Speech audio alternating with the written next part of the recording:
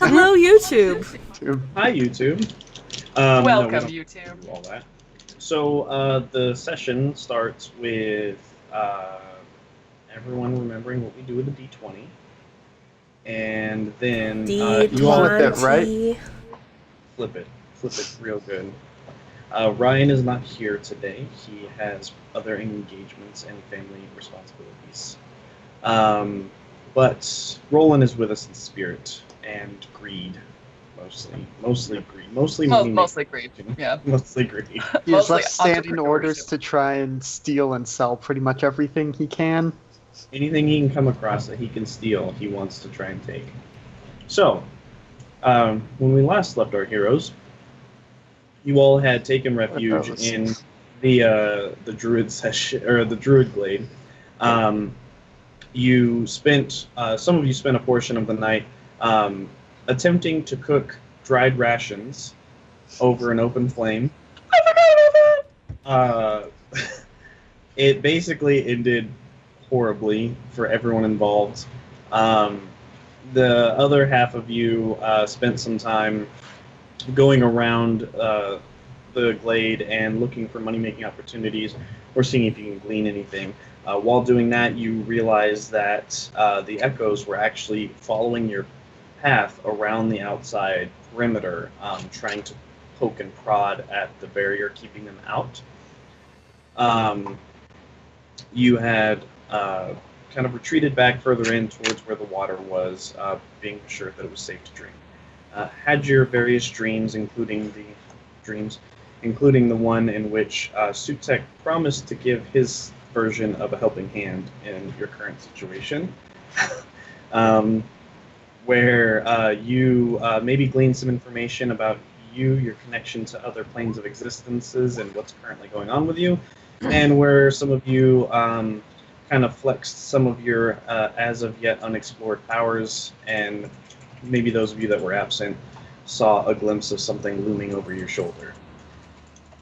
Coming to in the morning, thinking on these things and what they mean, you wake up, and the first thing that you notice, especially for those of you that are more used to the outdoors, the wilderness, things of that nature, is that it's extremely dark for what time of day it is. Almost to the point where you think that you've woken up early. It's almost pitch black out. It's almost as dark as it was the night before. Glancing up at the sky above you, you see very low-hanging, kind of broiling cloud cover. And the clouds don't actually look necessarily like rain clouds. It almost looks more like dust clouds. It's kind of this brownish gray just rolling back and forth and swirling over the top of the Druid's Glade. Can I do... I cannot. Corin, does that look natural or magical to you? Does this even require a roll, or... You can go ahead and give me like a survival roll for those of you that are proficient in it. Sweet. Not a nature roll? A nature or survival, either Well, or I'll take. I was going to ask if it looks similar to the far-off white clouds we saw when we saw the quote-unquote storms of zombies. No. So the clouds that you saw from that looked like dust that was kind of being kicked up, and it was just kind of like hanging there, like with, as you'd expect, with lots of people marching across an area. Right. This actually looks more like a storm cloud, but it's swirling a bit. For Skyla, well, we'll go so for Corin first. It's not like any storm clouds you've ever seen before. Again, especially because of that like brown tint, all you can think of is the dirt and the dust that's in the air, maybe causing something of it. Skyla, for you, it definitely kind of uneases you a bit for several reasons. One, it seems like it's almost the way that they're spinning and circling and boiling. It almost feels to you like it's centered on the Druid's Glade that you guys are in. And for another, you distinctly, having repeatedly said that you're keeping a very close eye on the ranger that is with you, one of the things that he mentioned before was that it doesn't rain here. There are no storm clouds here. What they call storms are the masses of zombies that march across the place, because there are no storms in the Withering. Huh. So, well, based on what's his name? Scrolling back through my notes. Griff. It's one of those Glif. Glyph with an Dang L. it! Dang it! So, based on what Glyph told us, that doesn't seem like it should happen, but it also Ooh, Glif, quiet. We just woke up. doesn't seem like it's from a horde of zombies. Hey, Glyph, do you know what's up with that? He kind of looks at you and go ahead and make an insight check. Cool. That is, come on, natural 20 for 23. Ew. Okay. For the most part, even with the echoes chasing you all, he has been pretty, I guess, like reserved, stoic in the face of everything going on, even stuff that's kind of outside the norm. Saying that echoes never come this far south, that you never see more than one at a time. Now being set upon by several of them at once, further south than they've actually seen it. He seemed pretty reserved. As you're asking, you kind of notice that he is busying himself with bending down and like packing up his bags, making sure everything's really good. When you finally turn and confront him, the look on his face is, I mean, borderline just fear. Like, he is worried. He is like nervous. He is swallowing every other word and just no, I've never seen anything like this before here. I think it's best that we get out of here if we can, and get out to the other side as fast as possible. Sounds like a sensible course of action.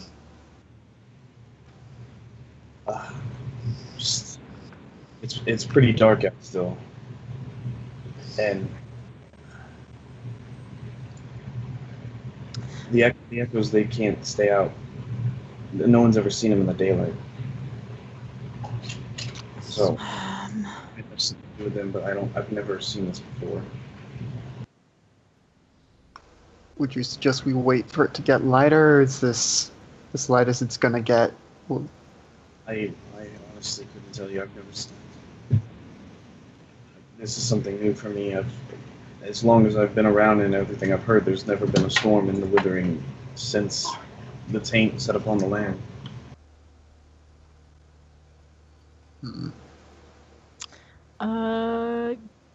Corin, have you prepared any light type spells that could maybe follow us? And I mean, we have light, but it's not the same as sunlight, I suppose. Let me take a look at that. Oh, thank goodness they added the spell page back into these sheets. Can I even do that yet? Or is that 5th level? I think I can create some light that's daylight. Okay. Like, I can literally also- daylight. It's called daylight. I can also create a mirror if we need to direct that light. Oh yeah, what level are we supposed to be? 7. Okay. Are you Okay, serious? so Oh yes, yeah, it's yeah. just Okay. Whew. way behind on leveling up. But yeah, no, Corn isn't very good for making light, at least not yet. Actually, wait, hold on. Never mind, I do have daylight. Let's see. Now I just need to figure out how they changed this. If you want to cast it, I might be better because I have fewer spell slots. Yes, hold on. I'm just remembering how the sheet Unless you works. rest. Let's see. I don't think I'll need Speak with Plants for the day because we've already determined they're angry and sick and hates us They're precious. horrible. Cool.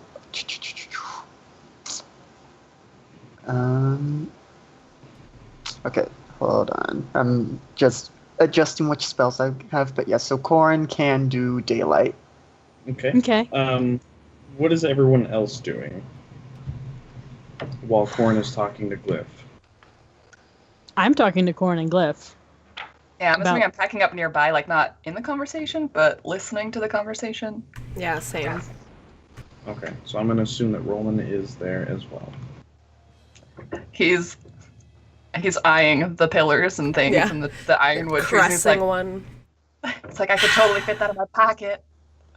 The whole tree. Sketching out like, geometric and trigonometry and calculus on how to exactly lift it into the bag. Yeah, he has this notebook. He's like, all right, so we've got the skyrock. Now for the trees. He's like, yep. Oh my gosh, sorry, yeah. Just making noise in the background. Okay, so we have all that. It's all set up. What do you guys want to do? How does your daylight work, Corn? Is that area, or is that a direction? So I can just create a. Why is that so big? It's a 60-foot radius sphere of light, or I can put it on an object that's being worn or carried, and then it's not 60-foot radius. But if it's 60-foot radius, does it follow us, or just stationary? No, that one is stationary, so it would be on something that is something that we carry. Okay. I don't know who we want to carry it, but if we have daylight, like I said, if we get trouble, I can create a mirror and we can start deflecting it at the thing specifically. Well, I mean, also we can aim it, I suppose. Yes. It will. It will only last an hour, so I don't know if we want to burn it now. But there's also more of a chance of it not backfiring if we cast it in the safe zone. And I suppose if it is still dark now and will presumably only get brighter, casting it now would be better. So I'll wait until everyone's ready to head out, and then I'll just put it on my shield. How's everybody feel about that? Good. I'll really like light, so I'm for it. Definitely help me see a little bit better. And for everyone, just so you're aware, it is between, like, on the cusp of, like, dusk, like, evening time. So out from underneath the cover of the trees, it's, like, dim light. In the shadows and stuff like that, you're, like, encroaching on darkness and stuff like that. Wait, so we, like, slept during the daytime? No. You slept. I'm saying the light level that it's at because of the storm clouds. Mm-hmm. Okay. I reflexively begin to glow. Also, if we need to cast something in the safe zone, Niasa, don't you have light? Yes, I glow. Okay. I'll have to cast that, huh? Let's make sure it doesn't go awful. Yeah. So any other light type things we might want to cast here, especially because this also lasts for an hour. That's great. We can just have seeing light as well as directional weapon light. All right, great. Cool. Who's ready? I gather all my things. Let's do it. I'm going to pull out the rod and make it into a battle axe and just get ready to go. Okay. All right. So as you manipulate the rod, you see the just kind of like and unfolds, and then there's like kind of like this tearing sound as this battle axe head forms out of the pieces, and it comes back together. All right. So you guys all gear up and follow Glif to the edge of the clearing. The far edge from where you approached last night. No. As we leave, I cast daylight on my shield. Okay, so as you get towards the edge of the Ironwood Ring, you see that kind of calming green glow that is emanating outward from each of these poles, these totems, and kind of pushing off into the distance. On the very edge of the ring, which is probably a good 30 or 40 feet out from the closest Ironwood, you see six echoes on the outside of the ring, and they're running their hands kind of over that outside shell and pushing on it. And you're actually seeing bits of green kind of light spark off. And as the light sparks off, the echoes themselves kind of, their hands kind of shadow and shimmer, almost like wind blowing across dust. And then they reform back as they push in again and again. And for those of you that have not seen the echoes so far, this is what they look like. And I'll post it in chat too. Where'd you go? That is what the echoes look like, unless someone wants to put it up. Okay. I know which one it is, but It didn't post it. It's a little lighter than I was expecting. Really? A little bit not as bad, but still bad. Still Which real one bad. are you seeing? One in the shorts? this one, right? Yeah. Yeah, but it did this for me. Oh, No, well, I don't know why. with like a Okay. bunch. Well, it's there. It's the first one. The kind of like gray, formless body with the skin hanging off of the bones. This wide, unhuman mouth that is pulled tight and down. No nose, just slits, and the eyes that should be in the head instead are in the hands and kind of looking out and seeking. It posts the whole board. Aw, it's the first one. I'm sorry. I ruined it all. I put it on stream. Okay, it's on stream now. Cool, thank you. When I click the link, it just shows the only one. So Yeah, same. I don't know. I think if you're not logged in, it just shows you a bunch. I had it on a handout, but it got deleted. I was being really lazy, so I apologize. So as you guys approach this, all of these hands that are searching turn and start looking directly in your direction. One of them locking on almost immediately to where Roland is, and just holding and staying there. Go ahead. I just, as many people as I can make eye contact with, I just do the don't talk thing. Just. Okay. One of that goes, goes. No, I don't like noise. I think that's funny. Makes them less scary. Yep. So as you guys approach, let me double check here.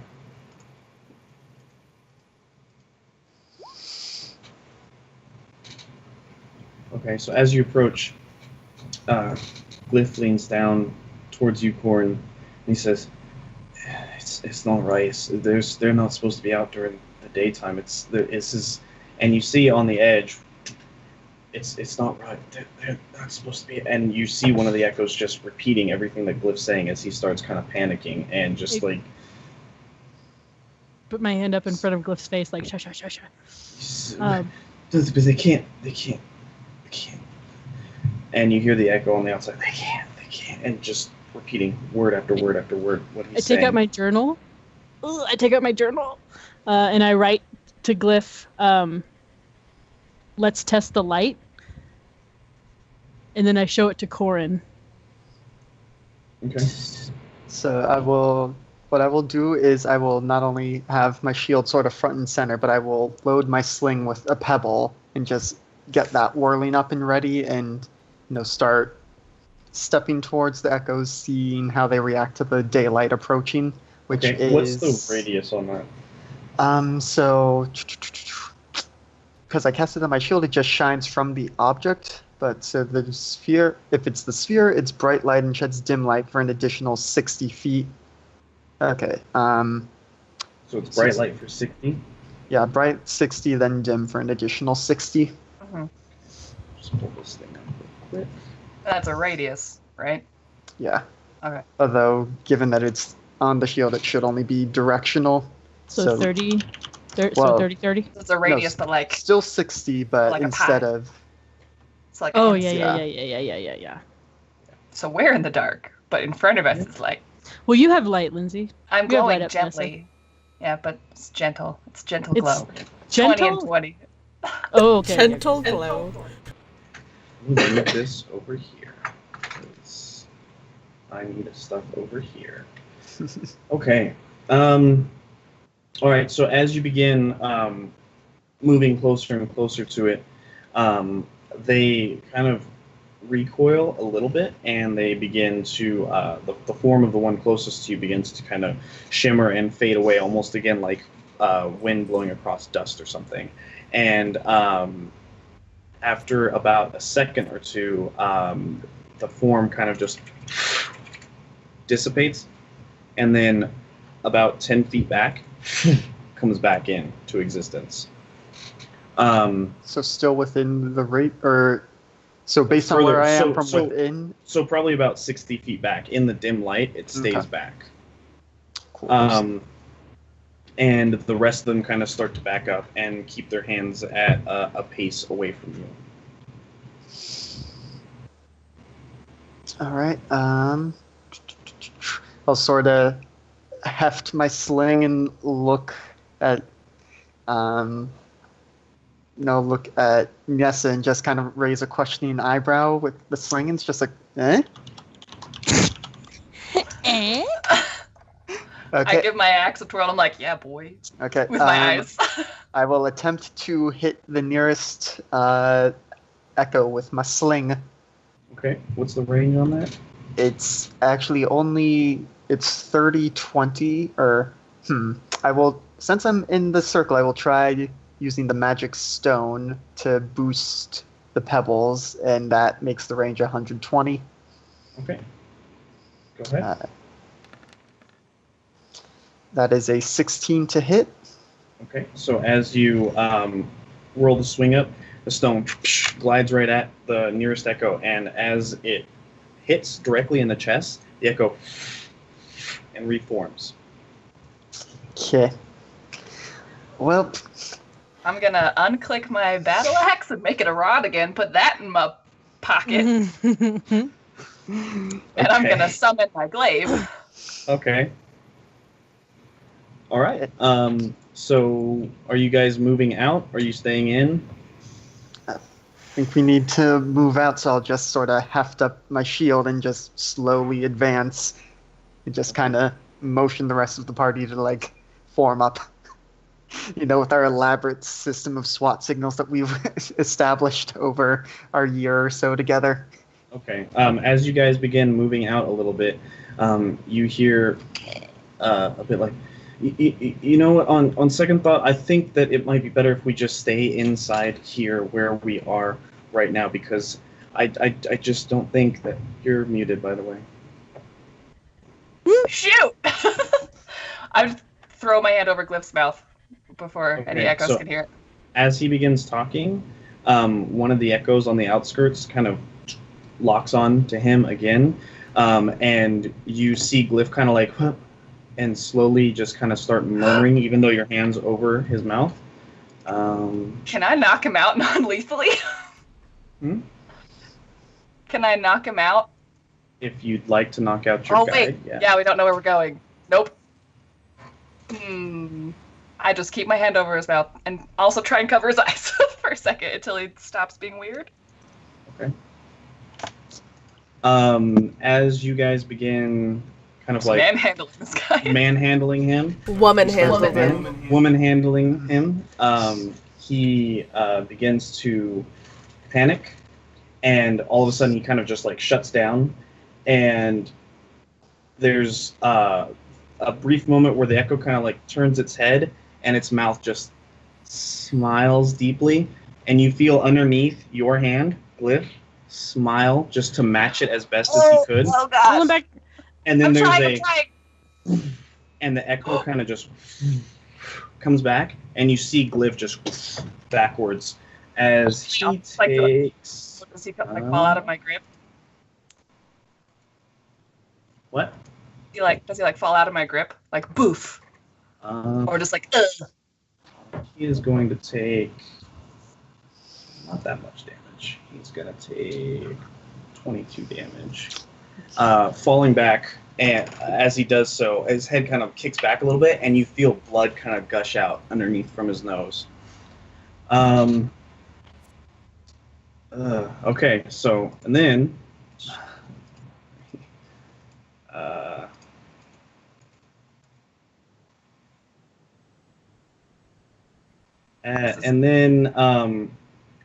Glif kind of just like goes slack. He just dropped. Like all features his entire face, which was kind of like stoic and kind of gruff and rough around the edges, and his eyes were constantly alert and flickering. And before this happened, was kind of panicked and looking around. That smile that's on his face just. So I'm just like holding this limp body. He's still standing. Everything. Okay. Go ahead and make an insight check. Okay. Everyone that can see Glif can make an insight check. I am not very wise. 18. 3. It's so Skylar. Okay. Corin, if you had to guess, from what you can tell, it looks like, from the look in his eyes, everything, that the like who Glif is, the personality of him was almost just like sucked out of him. It's gone. He's not home right now, basically. His body's still functioning. He's kind of still there, but he's just like there's no reaction. Kaylee, you noticed this as well, being, a people person, imitating people, that kind of stuff. There's nothing for you to imitate. You can't get a grasp on him. He's kind of just like going through the motions. He's looking at Nessa blankly. He's kind of looking at the things that are outside. He's starting to turn around, and then he kind of just sits down on the ground. I give the hand signal to like retreat, and I point back to the safe area. And I hopefully, if Nessa doesn't pick him up, I start. Yeah, like, I'm gonna drag him. Fireman drag him back to the. Yeah. As you guys start dragging him back, you hear from outside the circle, "No, wait, stop!" And you hear Glif's voice. Nope. Hard pass. No. Hard pass. No. You're taking it with you. No, stop. Nope. Don't stop. Nope. Don't stop. We don't stop. Okay. I don't stop, at least. Yeah, I don't. I stop. Okay, so you guys retreat back in. Corin, as you're We just took one. I'm assuming holding as you're holding the light up, you hear kind of in the back of your head just oh, humans, always thinking that you can bring a little order to the chaos. I like this place, Corin. You take me to such nice places. Just kind of give him a mental not now. And actually, as we're backing up, I will quickly turn and flash the daylight at the Glif body, see if it reacts at all to that before turning it back on the echoes. It does not. As you turn around and flash it, though, the grinning echo begins almost running full tilt forward towards you. Seemingly, so before where the hand was resisting and the arcs were coming off of it, now you see small arcs coming off of shoulders and head and legs as it pushes through the outside of the shield, making it a lot further in. The rest of the echoes are still outside, pushing on the hand. This one looks like it's kind of running through tar, but it's moving slowly through the barrier. Okay, well, turn back daylight on it, see if it backs off. As you turn back and put the daylight on it, it shimmers a little bit, but it does not fully dissipate. It does kind of recoil instinctively, but it's like, please, stop! I'm Glif, let me in! I snap at Niessa to just like stop, don't like just try to get her attention.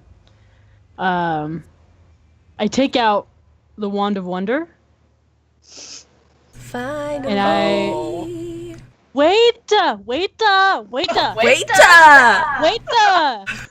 I point it at the echo that seems to have taken Glif or switched places with Glif. I don't know what's happening. And I walk out into the light and I wait for him to convince me to say something. He better pull something out quick, otherwise I'm gonna let something off to kill him. And I'm like, IRL me is really positive that it's Glif, and I'm gonna kill him, and he's not gonna be able to come back. And then but we'll Kaylee have is no like, God. I don't know what's happening. I know. But Kaylee is like not. Nessa is just like that meme of like. What? Why? Okay, so you're walking out in front of Corin. Staying in the light, Okay. pointing the wand of wonder at the thing that seems to have made Glif smile and go limp. Okay. And then? I'm waiting to see what he says or does. Okay. Kaylee, please. It's me. I don't know what it's done, but you guys are in danger. You're taking it inside with you. All right. At the very least, throw him outside. I don't want to see you hurt. I grab his body, like, hold it in a vice grip, like, girl, you will have to take it from me.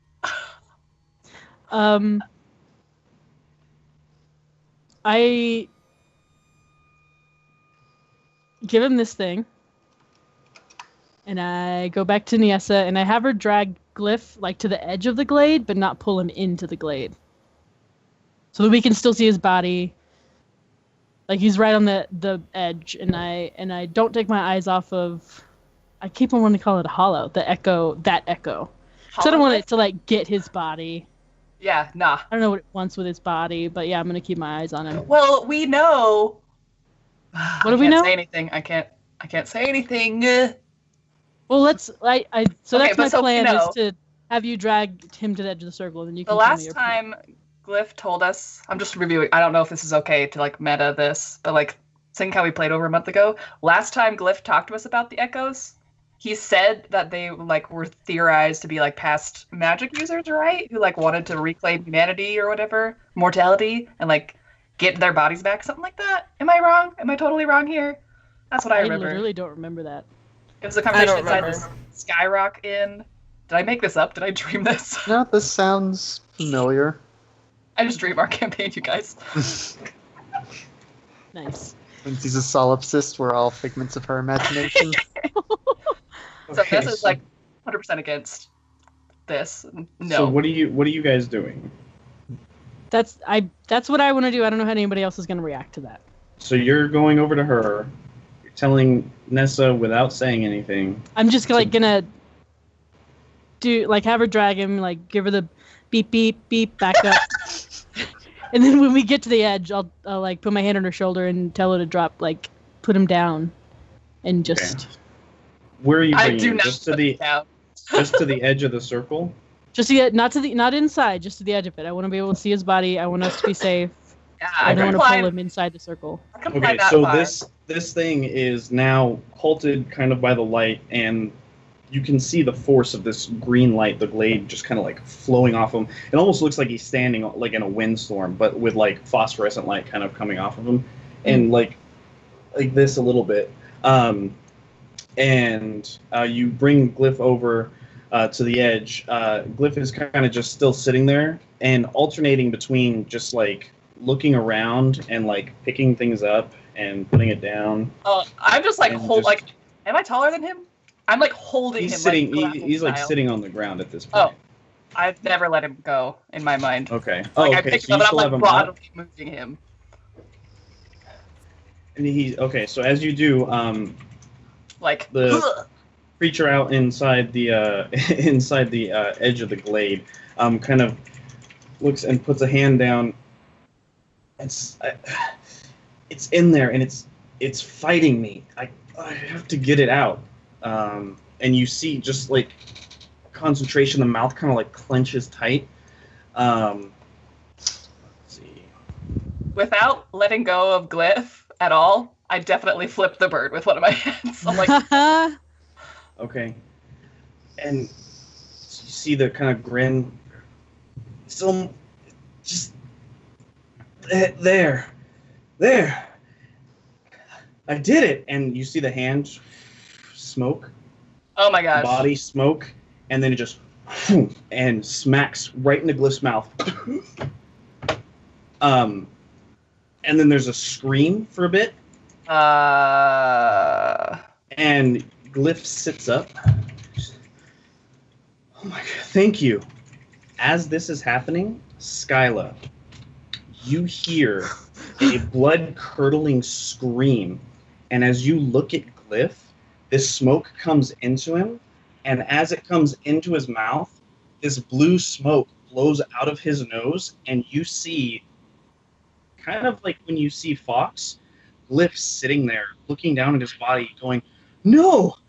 What have you done?" And then something hooks him in the back of the shirt, and he disappears. Can I attempt to decapitate Glif?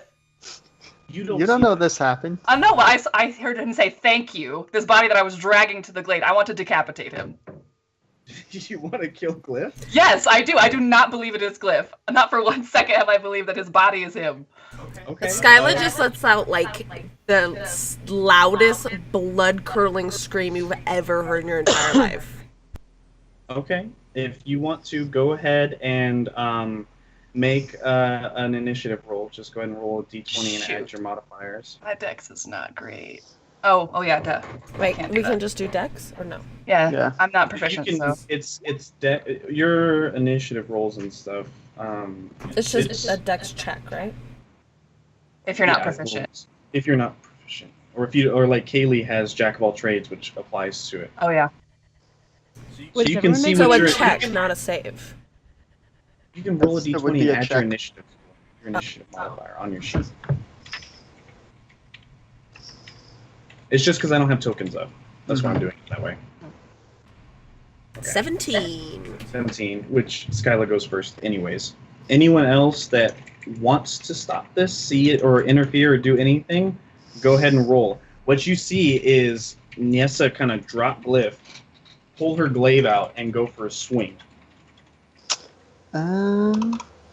Yeah, I will go ahead and roll to get in on this. Uh-oh, Nyessa. 4. I go first. Actually, you go first twice. Yeah. So as she's, like, raising her weapon... Yeah, so you drop Glif, you pick up your glaive, you go like this, Glif hits the ground, starts trying to back away. What are you doing? Stop! And Skyla, you get to go. Unless Kaylee, you're just gonna let it happen. I don't know what's happening. So I trusted you, Kaylee. It's because of you. And by the way, from outside of the glade, you hear in an imitation of Skyla's voice a blood-curdling scream. Mm-hmm.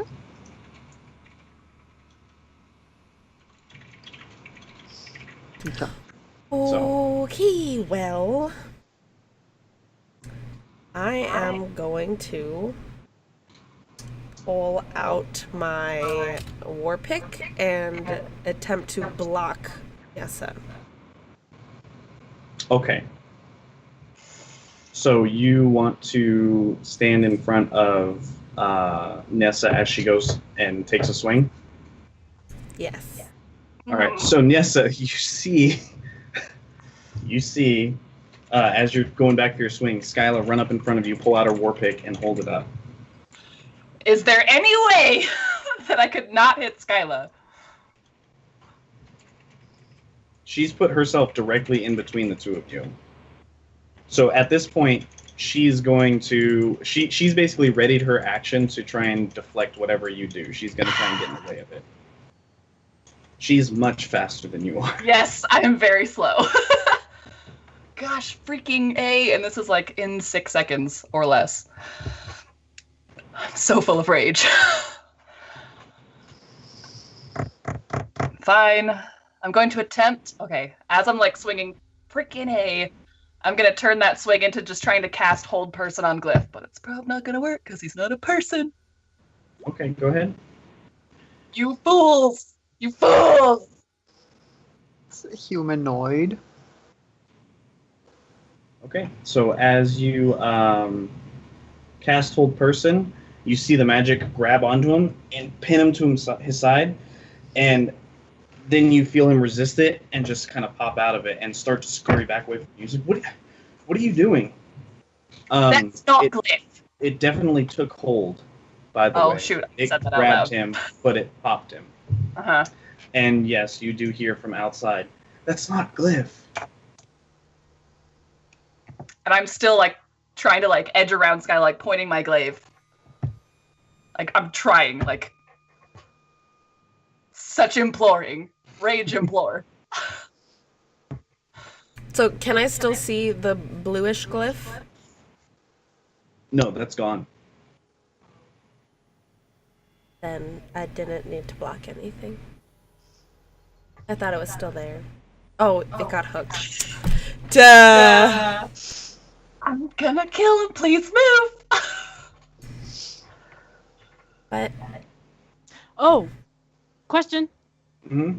As Glyph is saying, "What are you doing? What are you doing?" Do I hear an echo? No, you don't. Great. There are 5 echoes. Yep. There were 6. There are 6 people in the party. All right. When it Now wait, there's 5. after Corin goes. Corin, did you roll to do something? Yeah, I got an initiative of 4. Okay. When you're done, when that calms down, I know what I'm going to do. Okay, Corin, what do you want to do? Okay, let's So see. So Glyph has scurried away a little bit. He's like backed away a little bit just from you. He's not trying to run, but he's backed away from the people trying to kill him. Probably like as close to the edge of the like scurrying away from you along the edge of the board or the barrier. Looking at him, he keeps looking outside like he's scared. He doesn't want to go out there still, but he doesn't want to get his head cut off either. So, Yep. I am going to attempt to thorn whip him and drag him back towards the group okay, go for it. Wait, is that into the glade or out of the glade? into the glade. Okay. So I think I'm just really confused with the that's geography a of what's happening. 14 to hit, and there is a verbal component to that's cantrip. Okay. Yeah, and as you cast, you hear one of them outside kind of mimic the words that you're saying. 14 to hit does not hit. Sorry. Okay. Well, As he kind of rolls out of the way, and he stands up. He's, why are you doing this? What do you want to do?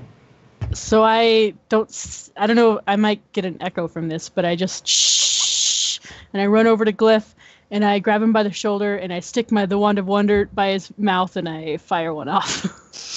Oh, jeez. and this is how we lost our bard. this is how we lost everyone. Roll it.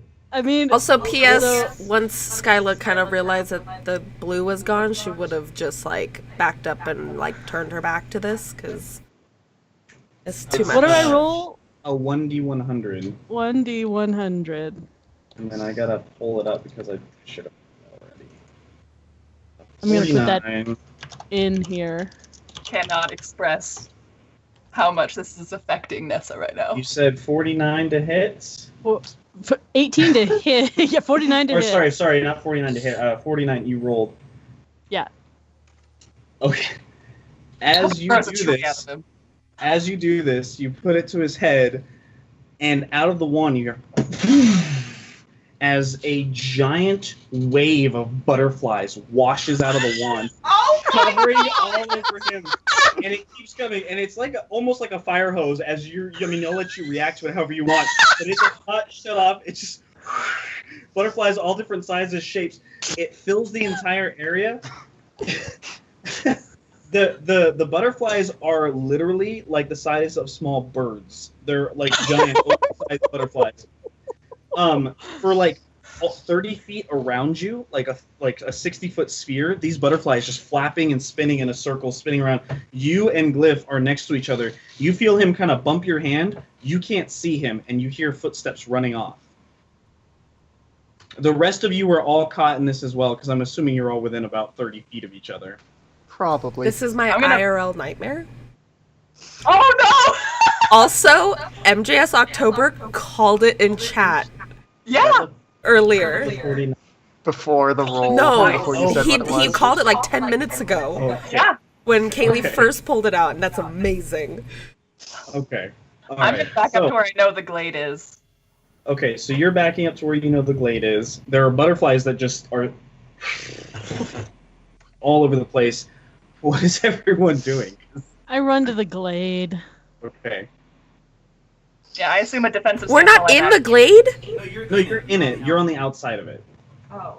Yeah. Yeah, trying to back towards the glade, but keeping an eye out for him. And if I see him as I'm moving, I'm gonna hit him with my sling. Okay. Everyone go ahead and make perception checks.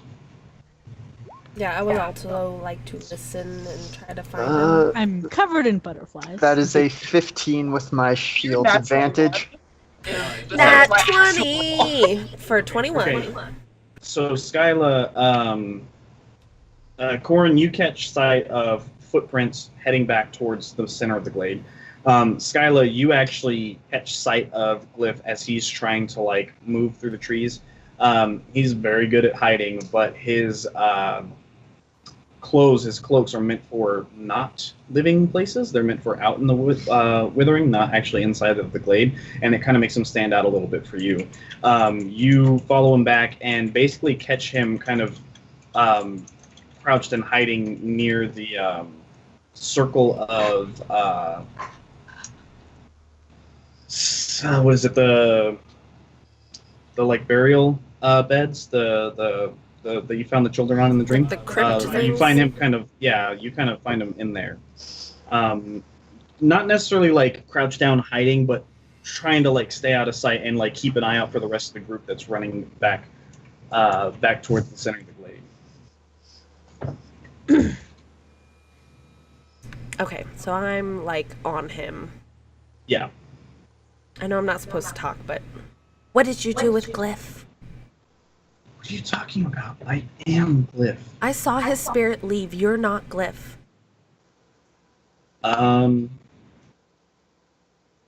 What are you trying to do? I just. Are you trying to intimidate him? Are you trying to? I mean, is there anything specifically that you're trying to do right now? I mostly just kind of want more information, but I kind of want him to just like admit that he's not Glif. Okay. Can anybody else hear what's happening, by the way? I'm going to say that Skyla got there at the very least, probably a good like 5-10 seconds before everyone else. Okay.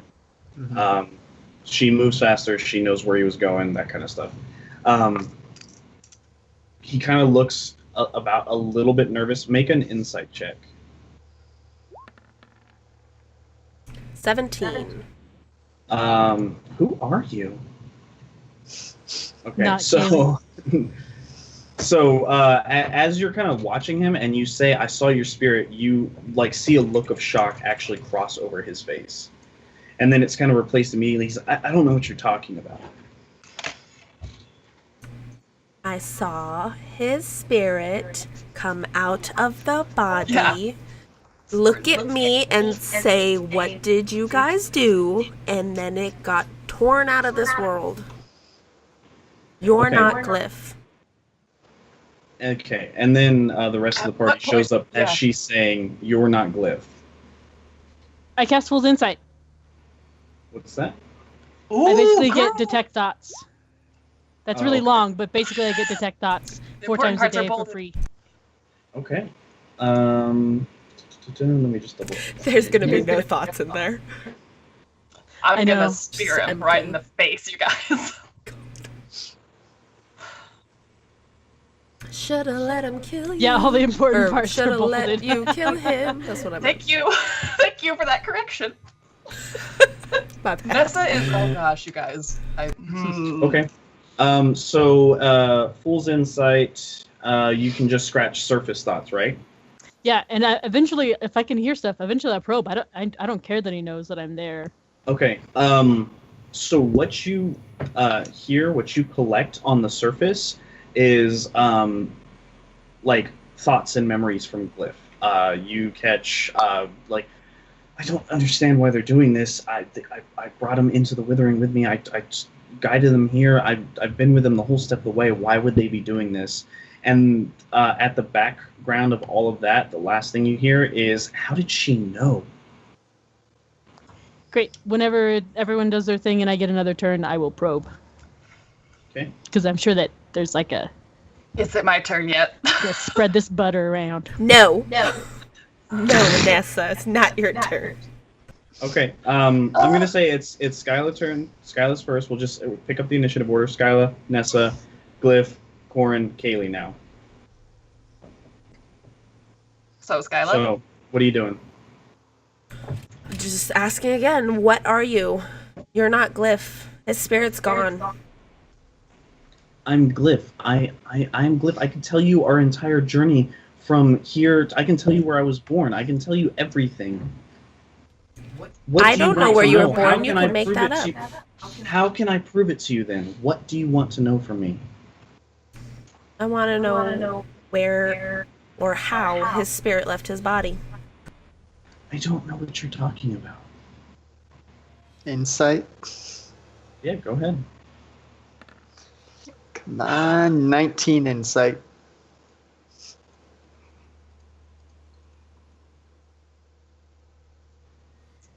He's lying out of Glyph's. He's lying. He knows exactly what Skylar's talking about. Yep.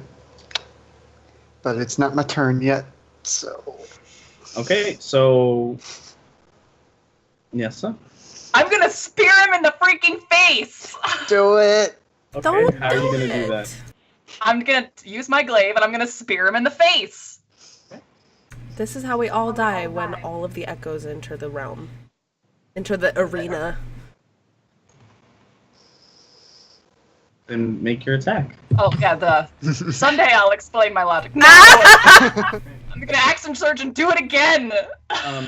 As was an 8. as you step forward, Glyph steps towards you as the swing comes down, and he just puts up a hand and deflects it off to the side, and kind of like just turns and spins away from you a little bit and keeps his hands up. All right, Bruce Lee, take it down a notch. Okay, Kenji. I mean, you guys did hire like a pretty high-level ranger to take you into the Withering. Oh, wait, I get multiple attacks, so that's my second attempt. Oh wait, hold on, Glyph. Yeah, hold on, let me try that again. A little better. As he kind of Great. deflects the second one, you come back and he just steps back again. I mean, literally hands up, not trying to. I'm gonna murder him. I do not care. All right, Corn. I have a bonus action. Thank you very much. All right, let's go. Also, isn't it Glyph's turn next? Oh yeah, sorry. Well, Nessa has her bonus. I'm gonna club him bonus with the action. back of my weapon.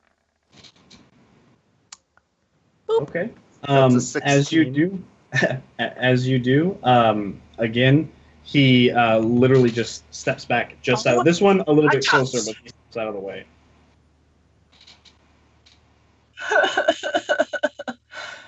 I'm very frustrated.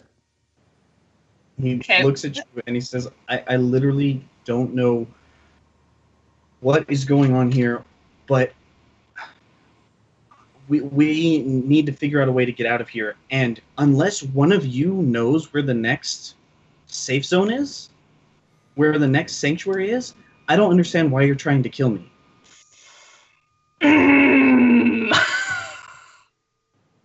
I really want to action search and kill him so bad, but that's a really good point. It's not like I have like a flying apparatus where I could like be off the ground and look ahead or anything. I could also like maybe not polymorph and scout and then come back. I'm gonna action search. I'm gonna try and guiding bolt him. Okay. Because clearly hitting him with my glaive isn't working. Please hit. Please. Are you kidding me? Oh, yes, you're just too emotional right now. This time, as you listen to him talk for half a second and then action surge and go to blast him, he literally kind of dive rolls out of the way, and the guiding bolt hits a bit of the kind of the worn ceremonial burial place and blows a chunk of the stone out. And he kind of from where he kind of rolled to a stop is are you done yet? I'm gonna bonus action halo him. I thought you used your. I thought you used You your used your action. bonus for. Oh yeah, I can't. Yeah, I you don't get can. a whole turn. That's just an action. My bad. I think about it, and Corin, I look like a barbarian at this point. Rage. Corin, what do you want to do? I need this not Glyph to make me a Constitution saving throw because I'm gonna blight his ass. Holy crap. Ooh. Dang. Okay. So if Guys, I'm still reading his thoughts. I could get the. he's not gonna die from 35 if he somehow took fails 22. a DC 14. He makes his Constitution saving throw, So he takes half damage. so he takes half damage. Is it a touch spell or is it just Just it's a range, creature right? I can see. Okay, so as you kind of look at him, you see this kind of necrotic energy wash over the top of him, and these black, as it begins to set in into his face, and it begins kind of like the flesh starts eating away. You see these black lines come up into his face, and there's a pulse of energy, and the necrotic damage that's eating away at him kind of slows down and lessens a little bit, and then it retreats back down. And he goes, "Oh, would you stop?" I don't say anything. I just look at him real mean. All rangers from the Withering we have things that protect us from that type of magic. And he pulls off one of his gloves and he says, "See," and you see his fingers are black down into his palms and hands. And if you guys remember correctly, when you guys first came to the Withering, he asked to see your fingers. But then where did his spirit go? I'm still waiting for my next turn. Yeah, It's I'm still Kaylee's waiting turn for my now. next turn. Yeah, I probe. Okay. Yeah, girl, probe him. So he has to Probe, make a so good. wisdom Versus. I thought it was saving throw. int. No, it's intelligence, and he has to beat. Your intelligence check. Yeah. Is it less than an 8? No, it's not less than it. It's definitely over an 8. Okay. So he fails. Great. So I get to probe, which is the first time this has happened. Target must make It no, happened with he had- Alaric before. I get to gain insight into its reasoning, if any, its emotional state, something that looms large in its mind. Something Either worth way, yeah. seeds. Okay. All right. The target. As you're doing this, it kind of glances and looks at you, and is like shaking his head. And you hear like, "I don't care how, just freedom, freedom, finally free." Like that's just repeating over in its head, and again. Also, like all the questions he got asked, if his mind changed about anything, like when he talked about who's going to take you to the next safe zone or whatever, like I got to Genuine. hear all of those. He knows everything that you're gathering from him. He knows where the next safe zone is. Okay. He's aware of all that stuff. Yeah. So while I am, while this probe is successful, the only way to get me out is for him to make an intelligence check contested by my intelligence check. So until either I stop this spell or he passes that check, or Okay. When does the check happen? On your turn? on his every turn, time? his turn, On his- on his turn, he can use his turn to make that intelligence check. Okay. That's all I can do because I'm concentrating on listening to him until someone kills him. But I look at Niessa and I give like a scared, like no, like Like, don't kill him, or like, do kill him because that's not Glif. Because I don't. Humans in the insight of the facial expressions in this campaign. Also, yeah, I'm an elf. So I No, I mean, like, Alaric didn't read mine. I can't read yours. I give her an eyebrow that says, "Wow!" Like my time in his brain.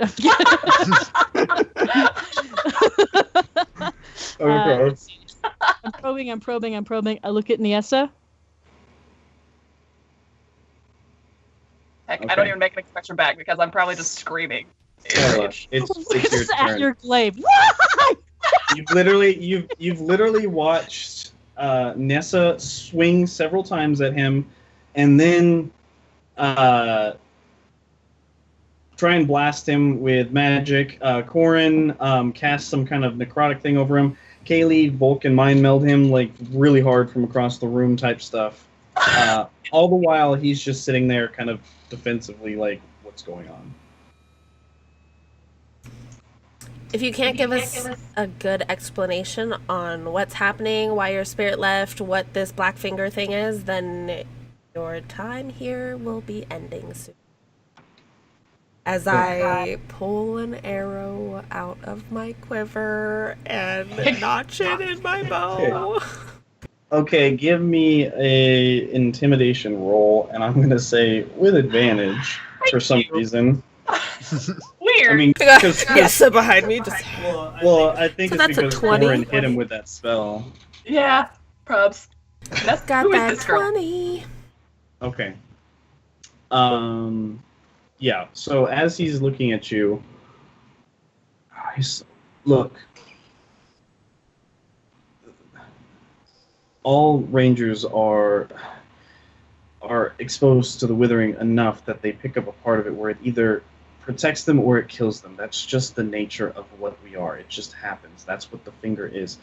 People that are outside that get exposed to it, that it can kill them very easily, but we almost have to take it into ourselves in order to make it through a day here. It's just what it is. And like it or not, I am the only one that can get us to the next save point. It's not a very easy place to find, and it's an even harder place to get into. It's probably one of the most protected safe places in the entire Withering.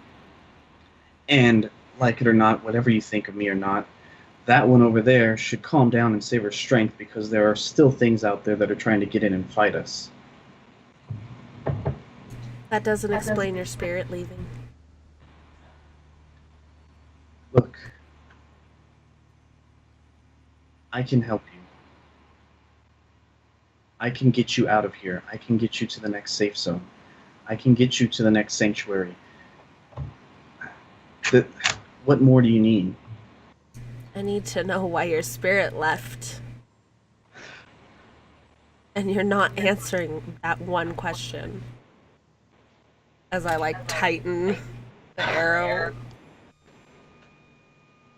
Look.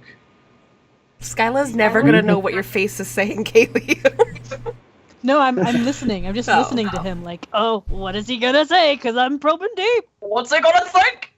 Look. Inception, blah. What this place did to us, what it turned us into, is unbearable. We had no choice. We had to fight every day. We were forced to fight every day to find a way out of here. I didn't have any control over what happened to him, but that doesn't change the fact that I can still get you out of here. Him? Him who? Glif. Then who are you? I thought you were Glif. I'm Glof.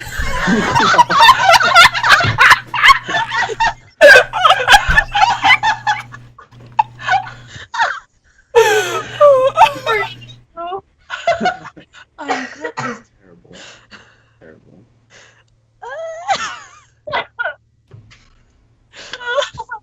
Terrible. That's good. That's great. So she says, my name was Sardan. I was here during the war. They sent us out here to put an end to everything, no matter what the cost. But the cost was more than anyone could bear. And we paid a price. Thousands of years of a price. Glif has moved on, and I'm sorry for that, but it was not my intent to hurt anyone. It was just my nature. And now I have a means of living out a life and dying, finally. Let me just see fresh air once more. Let me out of here, and I can help you get out too. Wait, if you were Insight there on that. during the war, did you know the kids that were buried 15. here? I didn't know anything about anyone buried here. I was one of the wizards that was sent to stop the dwarf advancement. They were slaughtering everyone, and we were told we had to stop them no matter what.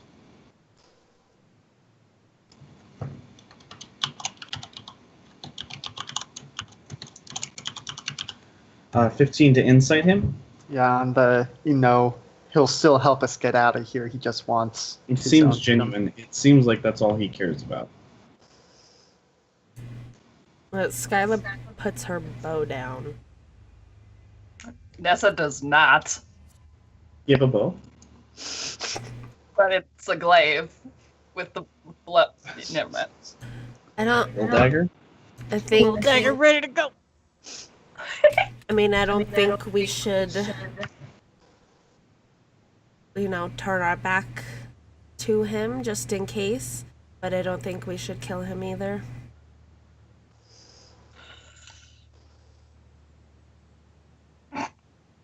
I just started singing In Sync in my head because I was gonna be like, I don't care who you are or where you're from. Oh, that's Backstreet Boys. How That's dare? meant. I'm so sorry. How dare. Did I hear anything useful or counter to what he was saying or more Everything he's illuminating? saying from what you can hear, it's echoing the same thing. As he was talking about the war and his name and what he was sent to do, you get like flashes of like pain and regret and things like that that kind of flash up to the surface. But the like overwhelming sense of wanting freedom just is there. It's ever present. I pull out my dagger and I walk towards him threateningly, my little tiny elven frame, half elven frame, and I ask, can you make these echoes stop following us? I don't know how. Can you help us defeat them? I will do everything in my power to get out of Then here. how exactly are you supposed to get us out of this predicament? Because at this point, you're just like us. Except that you can't receive an echo, but we still have And them. you killed someone innocent. There's no reason that I can't receive an echo. It's just that they've made their choice already.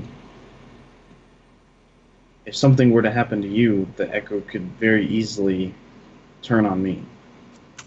So it wasn't your intent to kill this innocent person for your own gain, and yet you made your choice, and you got your choice. Why can't I make mine then? Choice, it boils down to who's closest and who pulls us in. Also, we don't know which way to go to get out of here, whether it's to go back to town or to get to Kaylee's family. We have no clue. We could end up pushing ourselves further in. Roland, what do you think? Yeah, Roland, you're being real quiet. This is a very tense moment, Roland. I could really use your input. How much what's his thing? French. How much did you say the tall poles might be worth on the outside corn? 'Cause, I mean a little piece. Just Roland, Not priorities. helping right now, Roland. Are we leaving? Is everyone here? Roland. I will get my stuff. I hope Ryan watches this. We'll just timestamp that moment. I'm looking for anyone of my party to convince me not to kill him. Yeah, And you have like 6 seconds to do it. Yeah, so we don't have a way to the next waypoint. We can will fly. die in He can here. fly. He can fly. We I can can look. fly. We can fly and probably attract things to our location when we land. That's true. Corn will go up to you and just put a hand on your arm and then beckon you to kneel down so he can whisper in your ear. Yes, So- Lauren. Yes, Father. I'm gonna type out this whisper. Okay, great. Yes, Father. How do I whisper again? Yep. I like / W. Yep. Corn is the only one who didn't betray her trust and let this thing in and kill Glif. Corn says we can kill him later. We I can hope. use him now. I hope. No, I have no problem with you murdering him when we're out of the Withering, and Oh, we're yeah, not but on we a, can't and we're not on a keep it time so crunch. But can't right really now say we that have out to right now. get out. The second we step out of the Withering, by all means, decapitate his ass. By Well, I all mean, it wouldn't be means. decapitating if. Sorry, I'm sorry. What are you guys doing? Oh my gosh. I like point my glaive like at him, like, boy.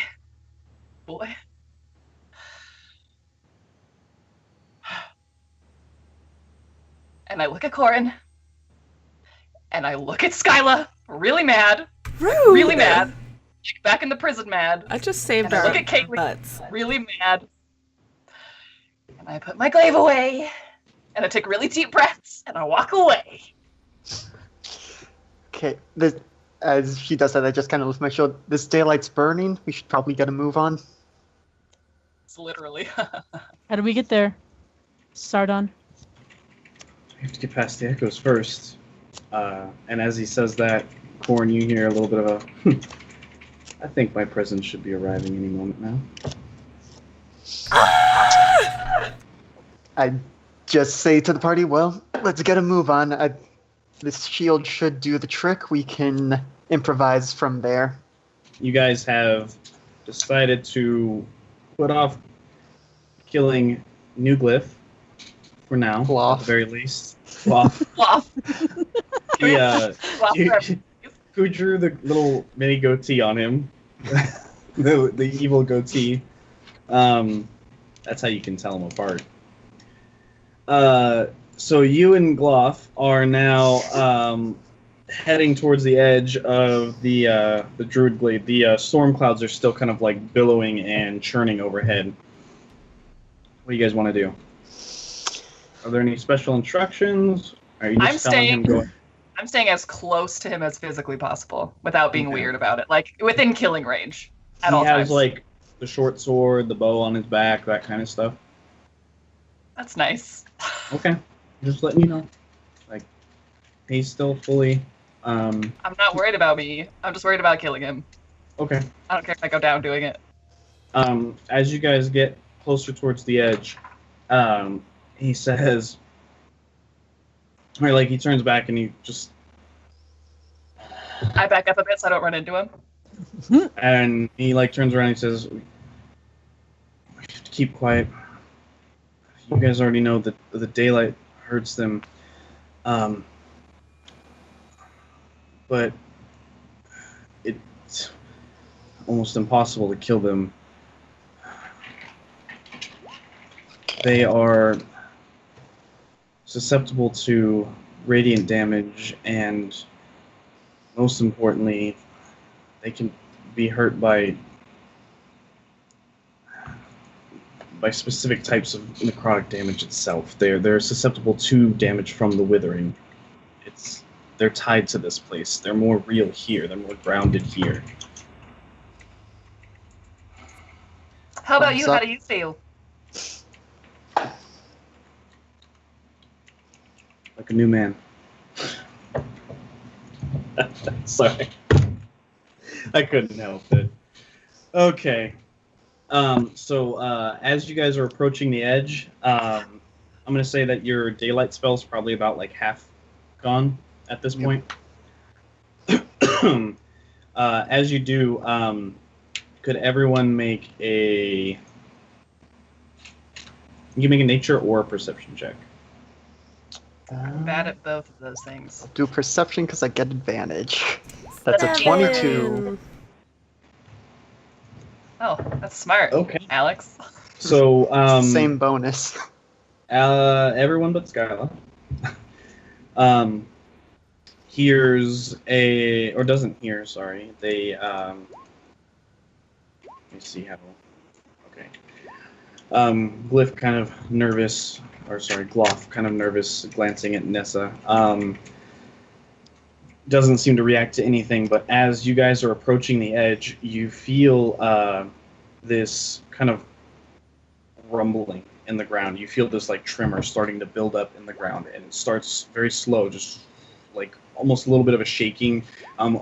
Maybe like there's water nearby, or like a horse is kind of like walking or like galloping close to you. That kind of like thump in the ground is what you guys feel. And it slowly starts to build and build.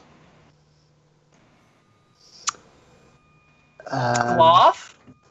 Any thoughts? Any thoughts on what? I'll just kind of, without saying It's anything, very just... it's like very faint. You guys have Oh. just barely felt it. Oh. Okay, I'll just kind of hold up a hand that's kind of like, okay, slow down, but continue the advance, because we don't want to just be stuck here. but I assume this is what Sutek was talking about. So, Okay. getting So you ready to guys capitalize on it. slow down a little bit, and the tremors start to build and build and build to the point where the whole ground is shaking. As you guys are standing there, the ironwood trees are starting to shake. It feels like an earthquake is just slowly building more and more, and all of a sudden, this like dawning realization kind of like hits Glof's face. He just like the color literally drains out of him, and he's like, "No, those were all killed long ago. That's impossible. They cannot. We don't want to be here right now." I get out the Ah. wand of wonder. As you guys are sitting there, and the echoes are kind of looking, and then suddenly they stop, and they start to like almost a little bit agitated. Out of the ground, just outside of the glow of the Druid's Glade, the ground literally erupts. Rocks, chunks of like granite and dirt fly 100 feet up in the air. It's like a geyser erupting, just pouring out. This putrid stink billows out of the ground, and you hear this grumbling as these two large hulking masses just come out of the ground. This giant, it looks like a small mountain, or like a boulder, basically splits as it comes out of the ground, splits open, and you see stuff dripping out of it. And as it does, and this nasty bile just off towards the where the echoes are at, and slaps onto the ground, covering 2 or 3 of the echoes. You see the skin on the echoes peeling away as they begin to dissolve and fade. You hear this like unearthly screech from the echoes as 1 or 2 of them and disappear and reappear about 60 feet away further up. As these things come out of the ground, this stink billowing off of them, you see these, it almost looks like rocks with legs and attached at segments, but where the rock at one point in time was covering all of their body, bits and pieces have broken off of it, and there's just rotting flesh kind of falling away off of bone that looks almost stony inside of these carcasses. Whatever it is just rotted and decayed and putrid, and it is pulling itself and another one behind it. And for players' benefits, you're looking at things that are a little bit larger than a rhino, like 2 of them that are crawling out of the ground, and kind of just like, Corin, you hear like a little bit of a chuckle in the back of your head. It says, "Oh, look, your ride's here. I wonder how you'll explain this one to them." Just kind of look at the. So actually, first I just think back to him. You want us to actually ride these, or this is a distraction? Well, they won't be here forever. I don't control them directly. But, I mean, I made good on the bargain. It's a distraction. And possibly a way out of here if you can manage to get on top of one. You're a druid. You talk to creatures, don't you? Yep. Alright, I will. Let's see, what do I have? Okay, I do have some rope. So, this is gonna end so well. As you guys are watching this, as these things come out of the ground, they, like, almost not even thinking about it, brush up against the side of the Druid Glade, and those green sparks kind of come off of it, and they're like, and like slam into one or the other one. They like take a snap out of it at each other, back and forth a little bit, and then one of the echoes kind of screeches, and you see this kind of sickly brown bolt of lightning come off of one of the echo's hands and strike into the side of one of these things, and it kind of like roars at it and just, and the other one spits this nasty goop at him, and the echoes and these things kind of begin fighting a little bit. Okay, never mind that plan. Just kind of look at everyone. Okay, let's go. Let's make the most of this. And make the sign for double time. Okay. Nessa makes a face of like, wait, what? You know, the Need to universal move. what? Let's move now while we have this chance. Okay. Double time Okay, away. bye. Run away, run away, run away, run away. But aren't they like directly where we were gonna go? No, there's a glade. They're between They're us and the in glade. front of you. No. They're They're, like, outside we're fighting the in the echoes glade. in front of but you. we can skirt around, Oh. get I back thought- onto the track. Okay, yeah, we can let's go some- around. out somewhere else in the glade. Double time around. Double time around. The glade is circular. They're literally infinite points that we could exit the glade from, because that's how circles work. Okay. You lead so the way. You guys, you and Glof kind of begin edging away a little bit. Let me see here. I'm gonna make a couple rolls and see.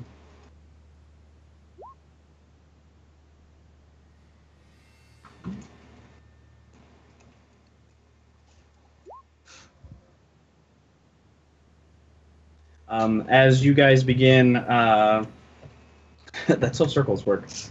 As you guys begin edging around, you see one of these things just and put its nose up the air and flip its head towards you as you guys are coming out, and it begins running just straight towards you, hitting into the side of the glade, and like As we're and then running. turning towards you and Oh no! spitting out. As it does, it hits, and you see it kind of slow down inside that green light as it and disappears. Nessa, So does it hit stop. any of us? It doesn't hit. It doesn't make Is it it- through the glade. Is it still running towards us? It's like smacking into the side of the Okay. glade that's there. I yell will- at Sardon, what do these things eat? What do these things eat? I thought that they were gone. What do they eat? People usually. Never that- mind, keep going. I'm gonna fall back to the one near it, and I'm gonna make some kind of animal handling roll to try and get it under control. Okay. Doing something that Corin would think is a good idea. Can Okay. I help? Wow. Yeah, since if I you guys see wanna help. him Start to do this. Okay. Nope. You guys can help. Nope. I mean, I have something in animal handling. I mean, I'm proficient in its wisdom, so I'm proficient that's- too. You guys can make whatever. Tell me a check that you want to make and convince me that it's good. So, I don't know. Given that Sutek has mentioned riding it, I will see if I can calm it down and then use some rope to make like a harness or something and get on Okay. top of it. Okay. And unless Skyla helping gave me advantage, that's an 8. All right. Well, we'll see if Skyla helping gave you advantage. Yep. Let's see here. Okay. So, I need Skyla and Corin to make a Constitution saving throw. Cool. It's okay, guys. I got you. I got a plan. I got you. 3! Oh, And a 10. We both critted on the other one. Ugh. Corin, you have advantage against this. Cool. Skyla, you don't. So as you guys approach this, and you're trying to calm it down and soothe it, the closer and closer you get, that kind of smell that was emanating out of the ground wafts over you as it looks right at you, and this just nauseating, noxious fume comes off this death and decay that is sustained by magic over thousands of years is rolling off of this thing. You're Corin, you're almost kind of overwhelmed with this like feeling of being sick, and it's and you kind of dig deep into that dwarven heritage of yours and manage to withstand it. Skyla, on the other hand, I don't have to breathe. You don't have to breathe. Were you holding your breath when you walked up to this thing? The second it came up and she smelled it the first time, she would have stopped breathing. That's true. She did say. As soon as you said it smelled bad, She said, "Oh, so I doesn't have to breathe." Oh, okay. All right. Well, if I missed it, good. Then you don't have to make this. Then you just hold your breath forever because you can do that as an air genasi. I must have missed Cool. that. I'm sorry. No, it was typed in chat. Yeah, it was Okay. typed.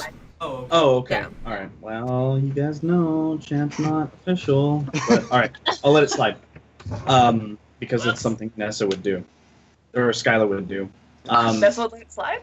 So you guys walk up to this thing and try and soothe it, and as it like, and Corin, as you reach your hand out and touch it, you hear Sutek kind of like almost giddy, just like giggling a little bit, and he's like, "All right, well, the deal is done. I'll be on my way now." And the presence that you felt there since you woke up this morning kind of just dissipates out of your mind as you know that the deal has kind of been met. The thing kind of just calms down a little bit and just puts its head down and kind of just stops moving and lowers itself down a little bit. All right, and just for the record, when I rolled that initial animal handling, the regular roll was an 8. The advantage, the second roll was a non-natural 20. Yeah, yep. So Right. it seems pacified. The one that is closest to you seems pacified. Yep. And how many people does it look like it could fit? I would say it's a large creature. It's very large and bulky and kind of all over the place. I would say that it could seat a very uncomfortable 3 people. Don't worry about me. Yep. Okay. I'm gonna motion for Nyessa, Roland, and Sardon to try and get on it. I need Nyessa, Roland, and Glof to make a Constitution. I don't know if Roland would want to, because he can turn into an animal and like follow us, right? So That's he also wouldn't need to ride. It's up to you guys. I don't know. Who's running Ryan? late tonight? Yeah, he turned into a whale and had fun with Yeah. that. So I'm gonna say that he'll turn into something similar. As A long whale? as- Sorry.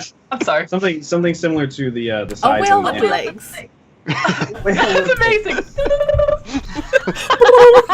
I'm glad that's what it sounds like. Centipede legs. Yeah, those tiny numbers. Yeah, so he's going to turn into... I'm trying to think of how large he can go, but a whale was obviously pretty big. He's so just like an elephant, but blue. Yeah, a blelephant. Love it. But so Okay, then great. What- Skylar or Kaylee getting on because Corn's gonna be I shaped. have a magic carpet, and I can. dance Nessa's gonna be with riding this me. stank rhino alone. You can with hop on with Sardon. me. Are you Oh, with pulling out, Glof. Good. Are you pulling out your magic carpet?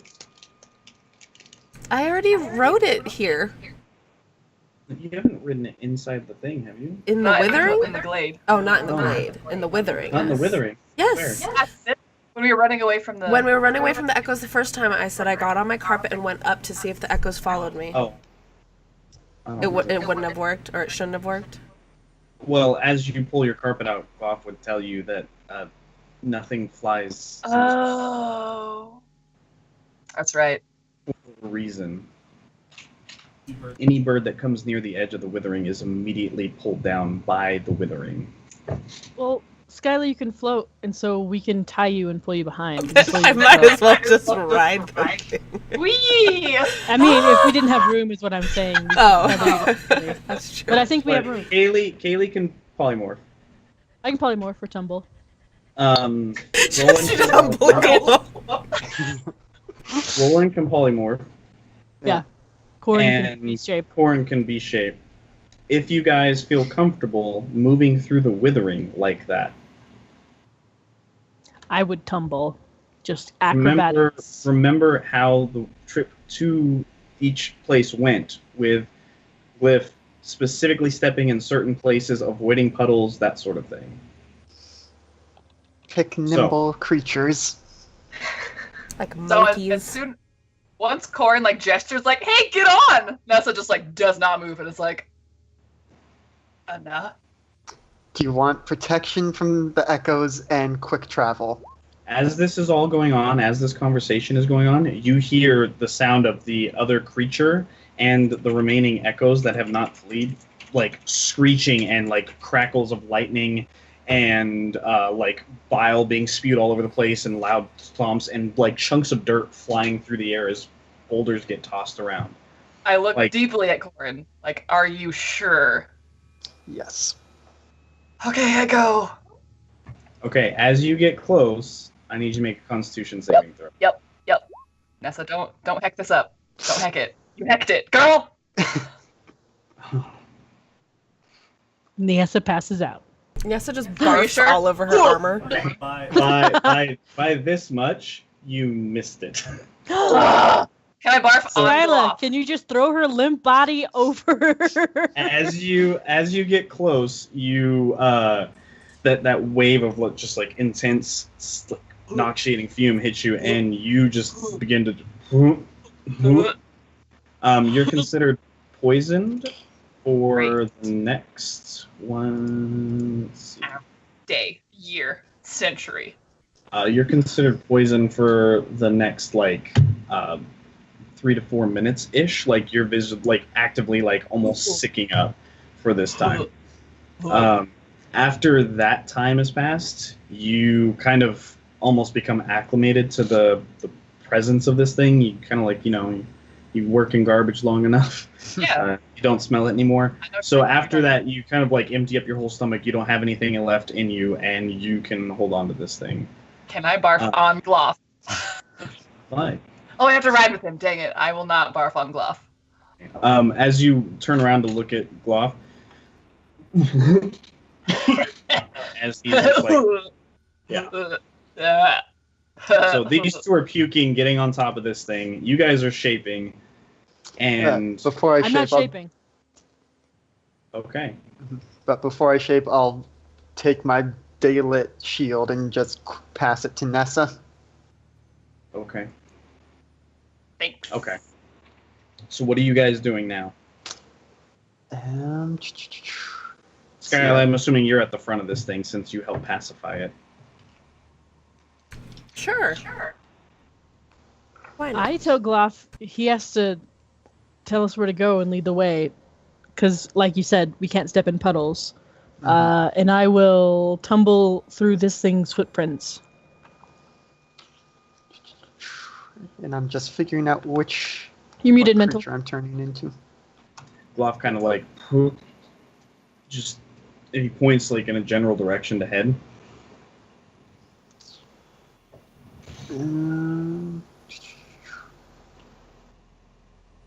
Okay. So yeah, I mean, just move out, and I think I will turn into a. I'm gonna turn into a wolf to follow along. A wolf. Awesome. All right. Kaylee, you're just tumbling? Yep, right into its footsteps, flipping and somersaulting and just staying where the You- thing steps. Do you know what the extent of polymorph is? For what Roland would pick? Oh, let me look it up. I can cast it if you want to see it. Yeah, let's see it. Let's pick what.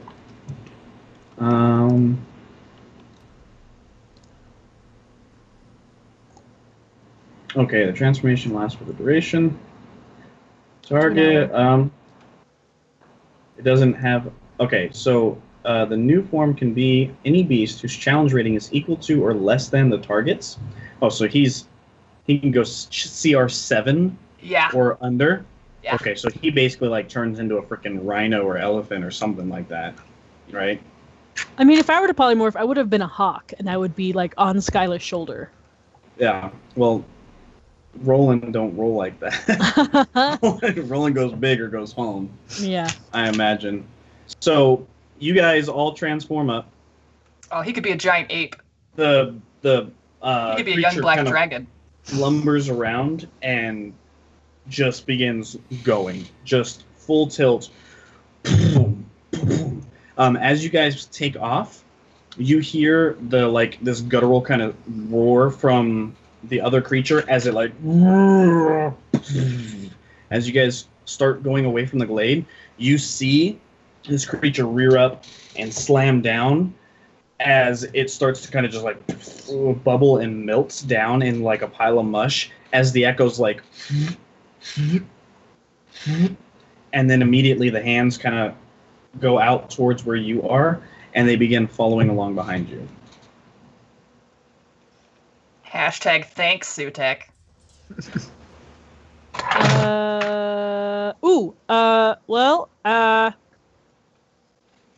I mean, does Niasa see this? Is she gonna point the shield backwards? If not, Kaylee will. I don't know. Do I see this? You see it. Okay, I thought I might be distracted riding a rhino. But yeah, I'll turn it backwards and point it at the echoes. Just keeping it behind us. Yep. I will also keep special eye behind us. I can't really do both, I guess. I'm just trying to step in its footprints, but also like trying to be aware of watching the 5 that I can see if there's all 5 that's still following us. Okay, they are following you. From what you can tell, there's only 3 that are following you now. You don't know what happened to the other 2, if they were killed or what happened. Yeah. But there are 3 that are following you, and it's not so much that they're running. I mean, they do look like they're running, but as they begin running, and they kind of just like, and they kind of like phase out of shape, and then they kind of pop back in a couple feet ahead of themselves. As you guys are going, you notice that those swirling clouds that were over the glade begin to kind of like swirl and reach out, and like almost like a long finger of clouds kind of stretch out over you, keeping up with, like as you guys break the cloud formation, you're kind of in the sun, keeping up with the echoes behind you, keeping them in the light or the shade. Mm-hmm. You guys begin kind of heading on. After a while, Glof kind of gains his like composure back a little bit, and he's like, we have to go a little further south and avoid the Razor Pass. We'll never get through there on something like this. The Razor Pass. Boy, if you barf on me, I'm killing you right now. And as you point, you kind of see these like tall, jagged-looking, broken-up hills that look like they're almost made out of like black obsidian, and they're actually pointed towards south. Like they're like big fans of like obsidian that are all stacked next to each other. And you can see like gaps in between them where you'd have to kind of wander and wind in between all of them. And as the sun hits the top of them, it basically looks like a bunch of razors kind of stacked up, but it stretches for miles in either direction. And as you guys are like kind of running straight towards these things, Glof says, how do you turn this thing? So we're the only 2 riding it, right? Or are we all riding it now? Skyla, Glof, and Nessa are riding this thing. And it's not fun, and it's not comfortable. It is literally like riding a boulder that's going like 50 while wearing miles an hour. full plate and carrying like a shield and 10 weapons. Yeah. Yeah. Nessa's like, I don't know, Skylar! Skyla. She doesn't know either. I'm not good with animals. That was my dad. Okay, so here's how it's going to work. With these. You guys can make an animal handling check to try and control this thing, but it's very difficult. It's not listening to anyone. It seems to be kind of like set on a path and just running that way. I got 23! Ooh, girl. Twice! You are good with this thing. Come on, girl. Skyla. You have a +4. So as you do, you kind of lean down and direct it around, like towards the tail end of this Razor's Pass thing. Some time goes on, a little bit longer. The echoes kind of get a little bit closer and closer with each passing thing. They move almost unnaturally, it seems like, how fast that they go. As a little bit more time goes on, you guys... sorry, I was looking at something. You see up ahead in the distance some dust clouds that are covering the entirety of like the horizon line almost. Like splashing through and or not splashing through, like wafting through, and it stretches just off into the distance.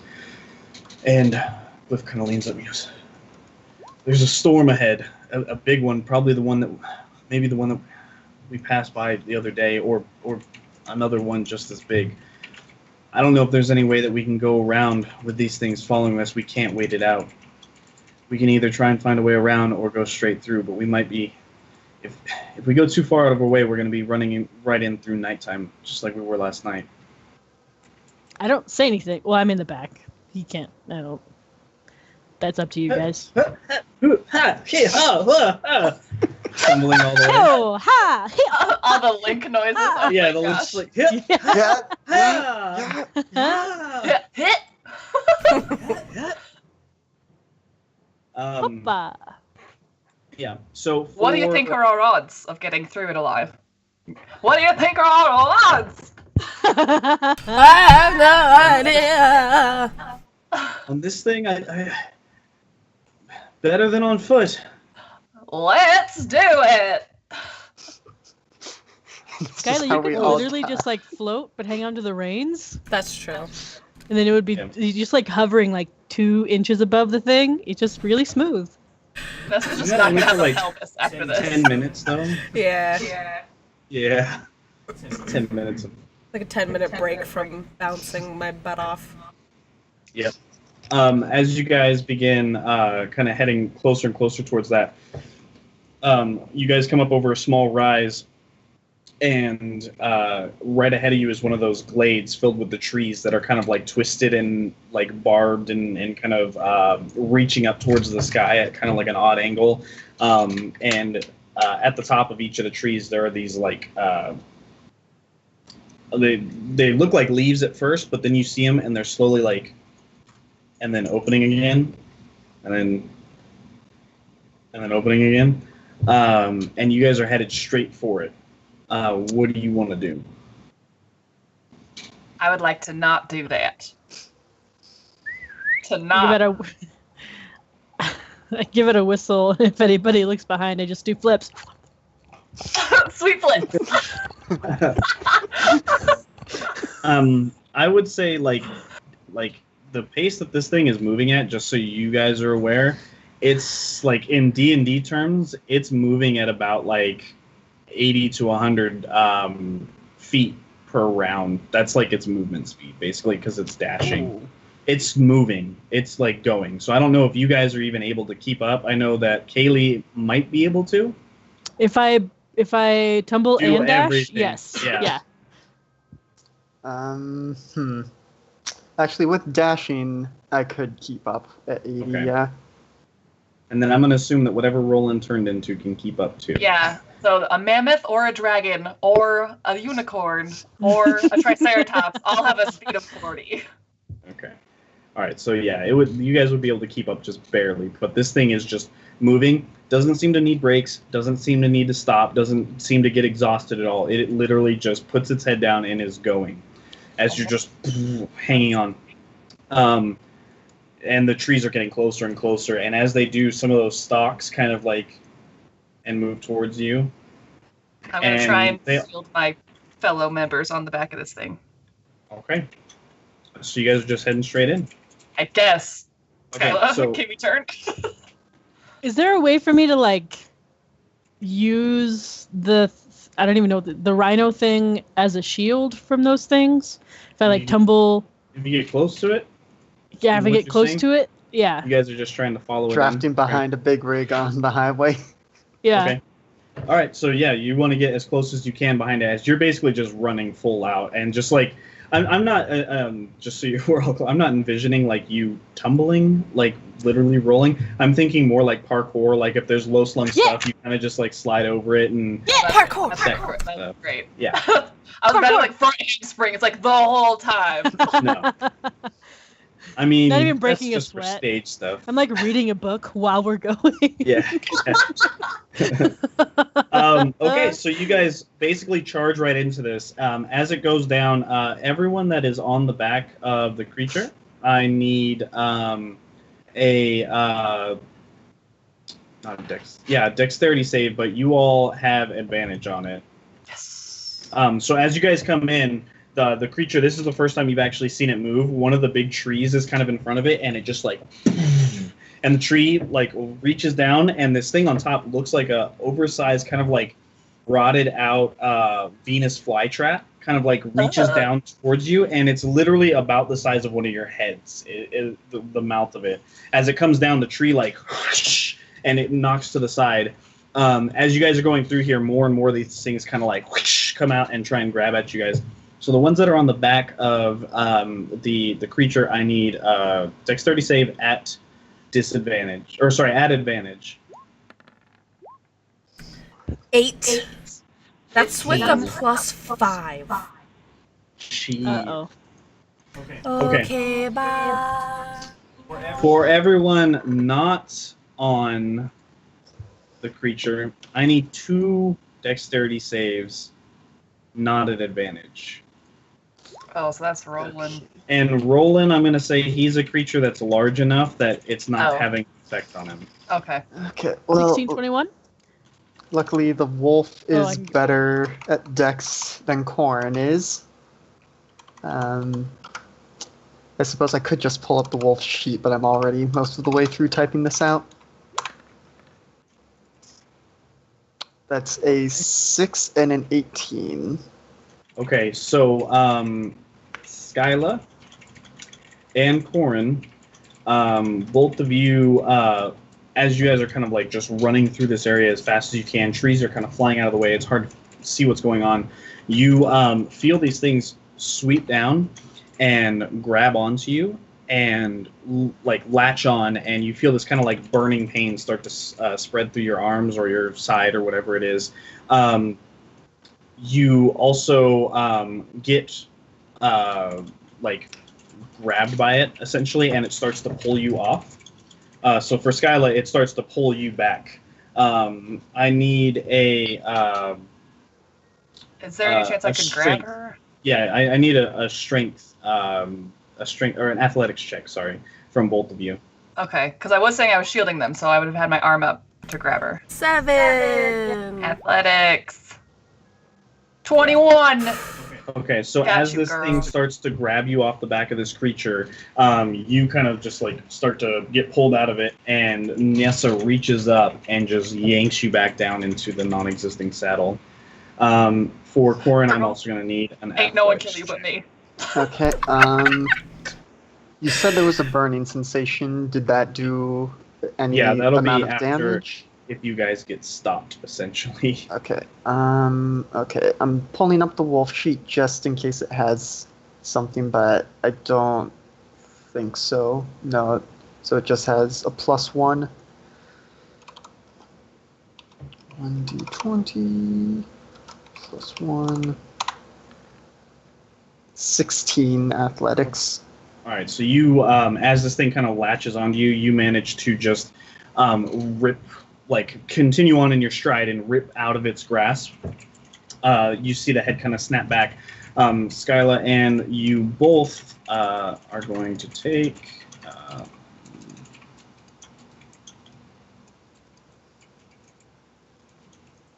Are both going to take 18 points of necrotic damage. Okay, 7 of that carries over into Corin. I'm just doing math. Okay, so tears away, stumbles a little bit, and then as soon as I get the chance, I'm gonna be shaped into a panther. Okay, so I'm gonna say basically in one roll, you and anyone that's watching, I would imagine maybe Roland's bringing up the rear or something. Or Kaylee. No, Kaylee's drafting behind the thing. So Corin, Roland gets this really interesting view of this thing coming down. Whoosh, as you kick it, take 1 or 2 strides, this necrotic damage washes over you. There's these black lines kind of going up your face.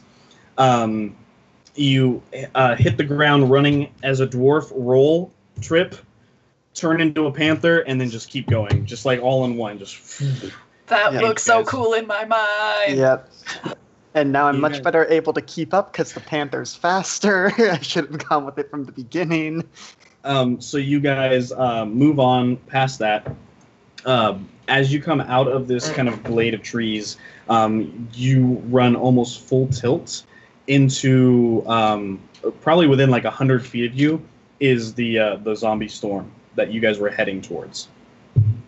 and it is a mass of just shambling bodies, all different sizes, at one point in time, all different ages, most of them decayed to the point where you can't really tell who is what. Some of them look shorter and stockier that you assume were dwarves. Some of them look taller and slender, you assume were elves. Some humans are probably mixed in there somewhere. You think you spot like a dragonborn zombie, kind of like just with a tail kind of slumping through there somewhere.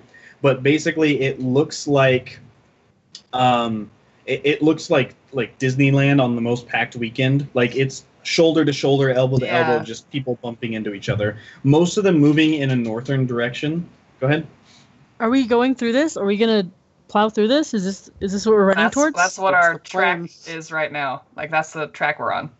Okay, so I have a if I can, I would like to continue to tumble up the rhino's butt and leapfrog off of someone's back, take out the wand of wonder, and let up a shot in front of us at the horde, and then back down to draft to see if I can Why pave do a way. you hate us? Okay. It's like as soon as we get into range, it's really far away. Do you know what the Wand of Wonder can do, though? Hopefully something destructive really far in front. Or maybe it could lets just off make butterflies. you think something cool is happening, and I nothing's know. actually happening. But then I'm still Okay. drafting. I'm like, oh my god, that was so sick, but nothing actually happened. I've got to Okay. trot. Okay, so here's what Oh, I Lindsay, need. come back. What do you need? What do you need? What I need first is a performance check You got to it. see how cool this is. Yes, and I were just And like, whoa. And then I need a D100 Yep. to see how horribly it all gets ruined. Yep. So this should be. Kaylee just makes herself invisible. So this that should wouldn't be- hurt. plus. This should be plus 11. It doesn't let me give that +1 modifier to it, but we have to add 1 to my performance.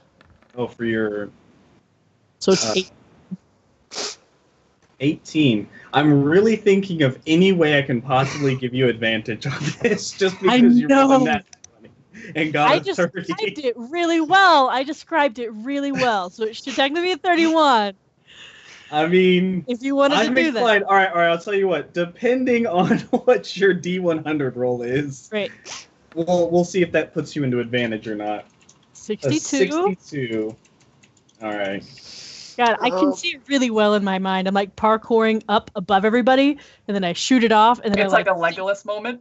yeah. Then I sink back a little bit, but then I catch up because I like went aerial, and then I. Because come on, momentum. Yeah, don't I make got that. you. So what are you aiming at? I'm aiming for not like the middle of the horde, but like right at the first wall of zombies, so that hopefully it paves at least the first opening way. All right. I'm just gonna go ahead and say His face. you don't get the advantage because this is literally the worst roll on the entire Wand of Wonder. So as you do this, you jump up and you aim forward and you blast off a shot and you see this kind of like green this green spell kind of like arc and just into where the zombies are, and you see something happening. Some of the zombies kind of stumble a little bit. As you guys get closer to where this spell hit, you realize that you're running from you're running on like withered dirt and rocks and nasty stuff, and then you pass into this patch of green grass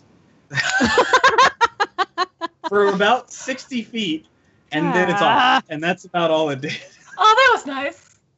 It's like that part of that movie where he's like falling down rocks, and then he's like falling flowers, like and then it's like You rocks might as again. well have given me the advantage just to be like, look at that great flip.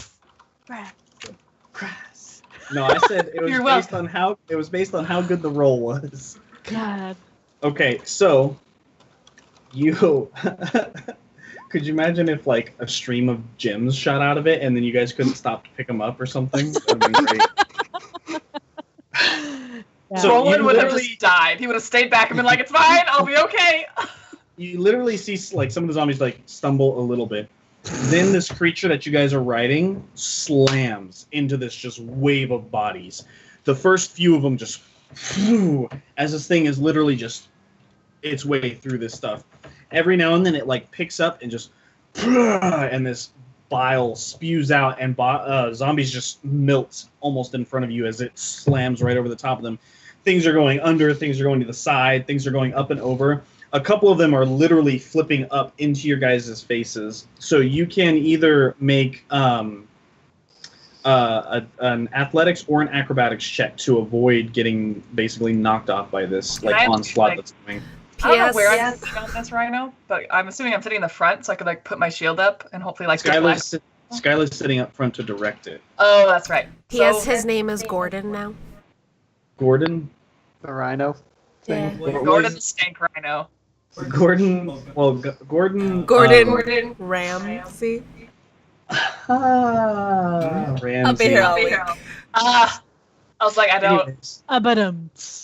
Anyway, so for those of you, I'll give this. For those of you that are interested in history, and probably Corin just because. So if you're proficient in history, and Corin for Dwarven just knowledge of past stuff, you guys can make a history roll, and to see if you actually even recognize what this creature is.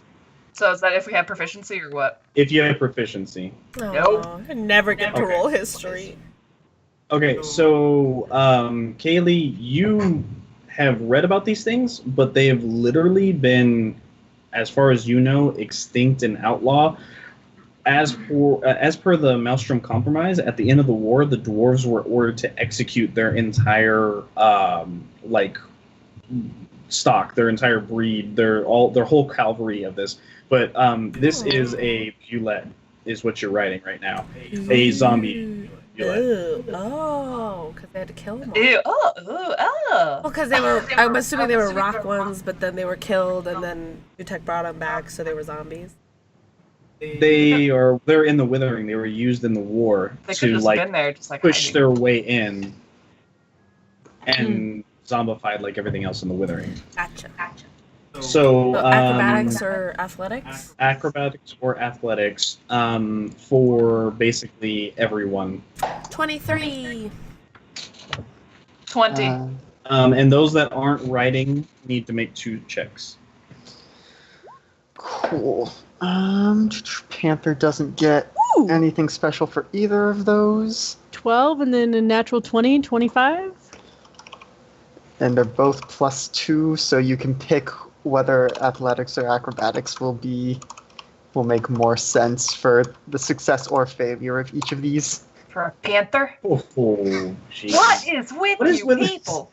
What's with all the crits? Come on.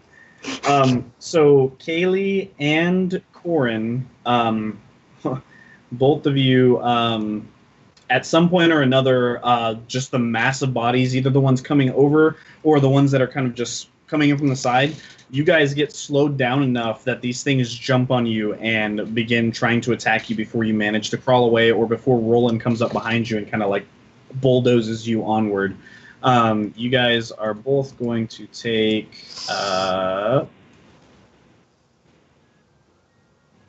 23 bludgeoning damage. Okay, Panther is gone. That's 10 more into Corn, and now I just have my stubby little 25 speed. So I'm going to try and get Roland to boost me up onto whatever he is. He's probably a dragon. I'm betting dragon. Yeah, so you go ahead and I'm going to say not a dragon, just because... Aww. I've been going with rhino in my head the whole time. Like a mammoth? So. A woolly mammoth? He's never seen a woolly mammoth. Oh, dang it. I would say he could have seen a rhino at some point. Okay. So I'll say you swing up on the back of Roland the rhino, because I like alliteration. Rylan? No, dang it. Ryan playing... Rhinoland? Rhinoland? Reinhardt. You jump on the back, swing up, or he kind of picks you up, and you begin following along. Which, by the way, you think, hey, it's a lot safer up here. Maybe other people might want to ride too. At this point, it's just Kaylee.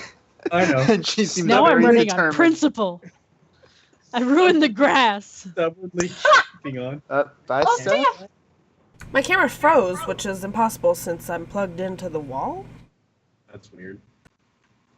So you guys basically begin going through. You eventually, after what seems like an hour or two, break through the other side of this thing. There were a couple close calls, especially for Kaylee, but you managed to make it through the other side, a little worse for wear, and begin kind of just like pushing on as Glof tells you that you need to direct it a little bit more northward now. And you guys begin just going and going and going. As you get, a good portion of the way through the day, but probably a lot sooner than you might have expected, Glof says, "We're almost there. We're coming up on it now. They shouldn't follow us much further on beyond this point." And you start seeing suits of armor just laying out, full plate mail laid out across. Let me turn this on. Full plate mail is laid out beyond, like as far as you can see. There's just the ground around you no longer has that sick and decayed kind of withering look to it. It's scorched. It literally looks like someone set fire to everything around you. There's no vegetation. There's no nothing. The dirt itself looks blackened to the point of almost like glass-like crystal. You guys are walking on like literally every step you hear is like a crunch, and deeper beneath that is even more and more black dirt. It looks like the withering doesn't touch this place.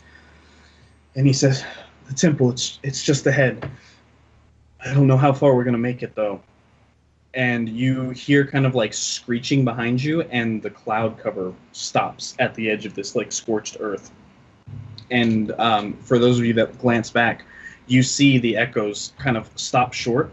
You don't feel any barrier. You don't feel anything like you have at the other places that made you feel like the withering was kind of diminished or put it at ease a little bit.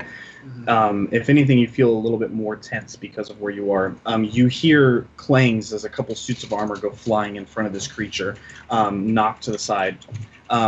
Looking back, you see... let's see. Everyone make a perception check first. Since Nyessa has the Sentinel Shield, hers is at advantage. She's not attuned to it, though. It doesn't say it needs attunement? Oh. Okay. That's, So Nyessa 19, Skylar yeah. 19. Okay. 21. Nessa, you probably picked this up first just because you are used to working with armor and arms and things like that, but then Kaylee and Skylar, you also pick it up. As you're passing by these suits of armor, they're not splayed out. They're not standing up. They're not doing it. Every single one of them is knelt down, and they have two hands on what look like long swords, and they're shoved through their stomach area, and they're just hunched over on their knees. As you kind of glance back to look at the echoes, you see on the edge the armor push itself up, 3 or 4 of them, shink, and then begin swinging at these echoes as they, and the echoes just take off. Then you hear shink, shink. Looking out, there are probably a few hundred, if not close to 1,000 suits of burnt, battered, broken down pieces of armor that all have different, different emblems adorning parts of them. But on the right shoulder on every single one of them, you see the same emblem of all of them. And it's a skeletal hand that is holding up 2 sets of scales. Kellimbor. And you see in front of you suits of armor stand up, and 2 or 3 of them turn towards the thing that you guys are riding, and as it's around, just whoosh, Can I jump? and literally you see just full gallop as the head, and you guys are still galloping. So I need everyone to make that's riding it to make a dexterity saving throw. Great. Sounds great. That's not bad. That's fine. I'm not worried. 6. 12.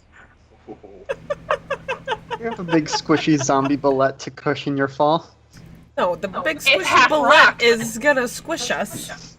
As you guys are on it, this thing just and then necks down and picks up like this as you guys are just pitched forward. You guys are gonna take. Oops, no, that was wrong. No, cancel. That was a 100. Not the one I was looking for. Insta death. Camping. Goodbye. I have to roll all ones. You guys are each going to take 25 points of damage.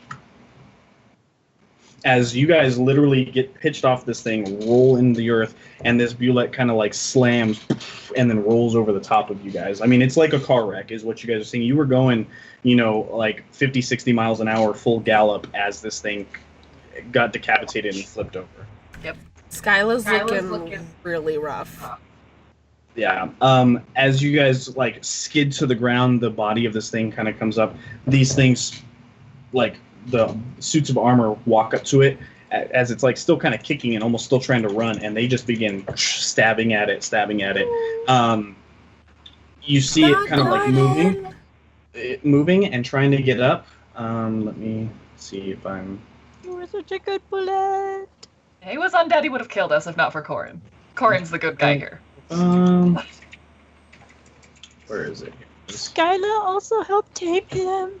Yep. Okay. So like That's three or four times, you see its like head kind of like move and open up, and then it lies still, and then the suits of armor like start to turn away from it, and then it like starts kicking again and crawling closer to its head, and then they walk up and stab it again.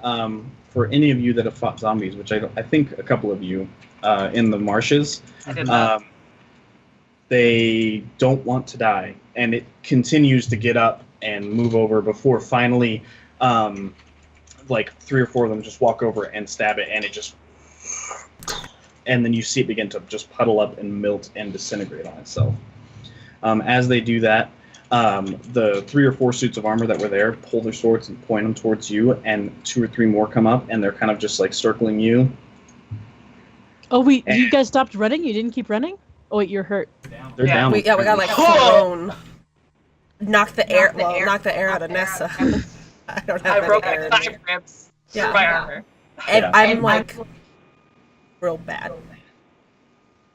Glof at this point is literally like bleeding out the side of his freaking mouth, out of his ears. He's like Gratified. barely standing there. He says, "We seek shelter from the evil that walks this world.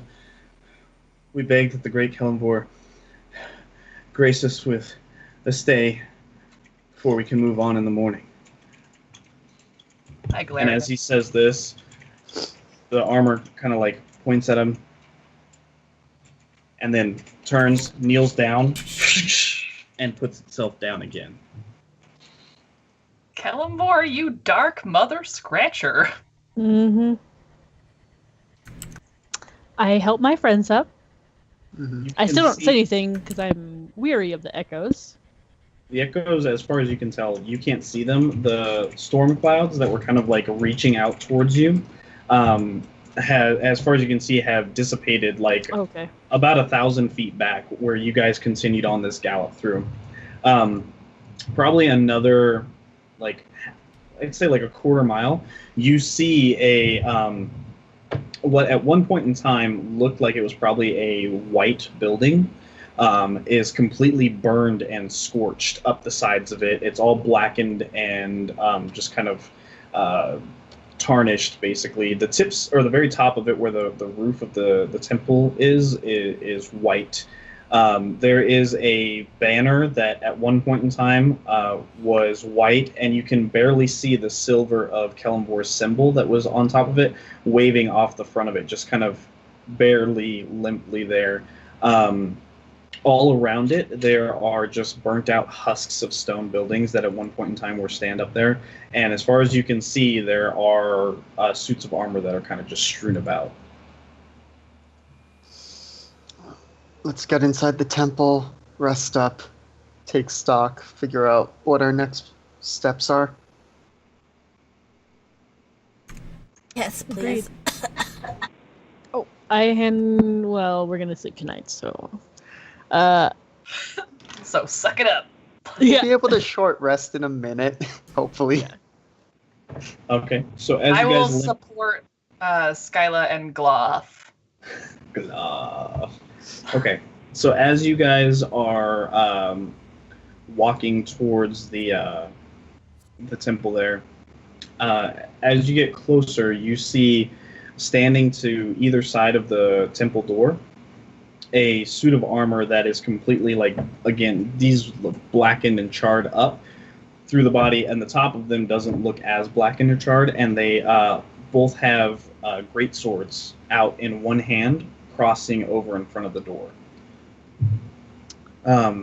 As you guys approach, the great swords kind of just lift and move off across their chest. And the door is sitting there, and it's an old wooden door that had iron bandings on it, and the wood at the bottom is burned and to the point where it's almost missing. Like you can almost see into the temple. There's kind of warped and twisted iron bandings that are still there, barely at the bottom of it. Every step that you guys are taking kind of produces like you're walking through a campfire. That ash kind of puffs up and fills the air, and the taint of the withering is still there. It's still ever present all through the air and around you, that kind of decay that's around you. What do you guys want to do? Kaylee walks up to the door. Baby! I'm kidding. Throwback. As you walk up to the door, Kaylee, one of the great swords like comes down and stops right at your neck. And this voice comes from within inside of the armor itself, and it says, "You've turned your back on the path to Kellenvor."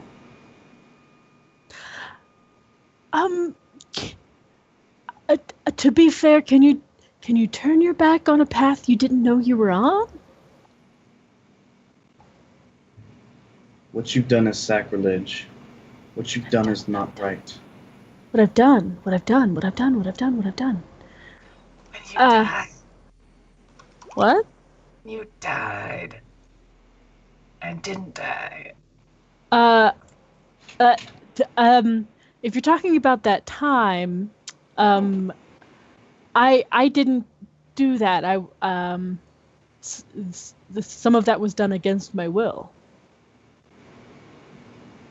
You were asked. You were given a choice. Death is the realm of Kellenvor, and you chose to ignore it. I look at Glof pointedly. Hello, it me. I talk to dead things. Hello, It's me.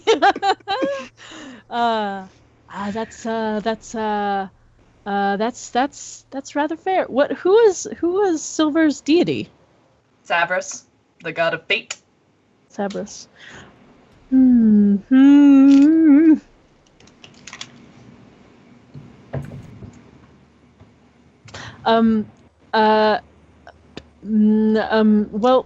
my apologies. I certainly didn't mean to impede on Kellenvor's realm.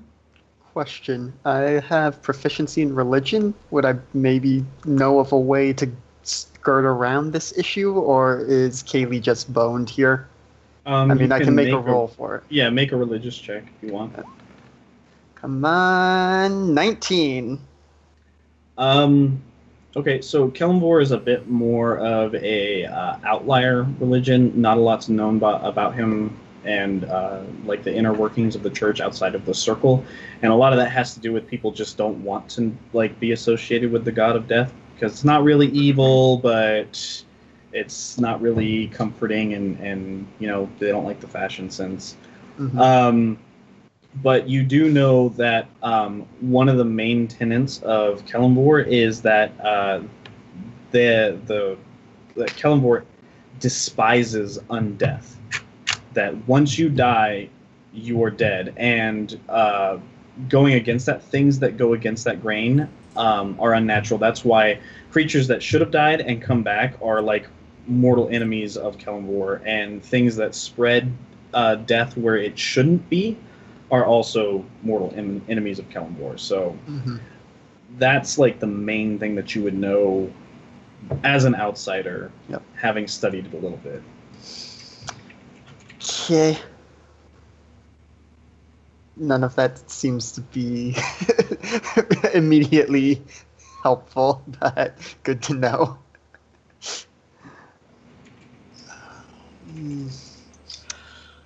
You were technically dead, so we can't really get around that. I'm gonna try something, but it might be stupid. Go for it. Nessa's gonna step forward next to Kaylee and say, I'm touched by the plane of light and life, and I vouch for her. Make a persuasion roll. I should have tried to be more intimidating about it. Huh? Let her pass! Persuasion. That looks good. 13? So as you say this, the head, the like empty, hollow helm, kind of turns towards you, and says, "None can vouch for those that turn their path turn from the path of Kellenvor.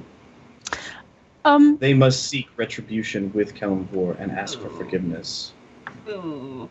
Point of question, though, if death surely comes to us all, it's a part of our destiny and fate. But if Silver's deity, whose name I totally remember, Savros saw it fit that it was not my fate, did I truly cheat death? Or has my time yet not come? Make a persuasion roll. I'm good at that! Don't say that! I mean, I have a thing with it. But you'll bring on the Kaylee rolls. Okay. As he 20 listens, gets it home. polls. Oh yeah, I forgot they can't see that anymore, huh? Sorry, we 22. should have been calling those out. 22. 22! So we should have been calling those out. So as you say this, the sword comes away from your neck and back across his head and says,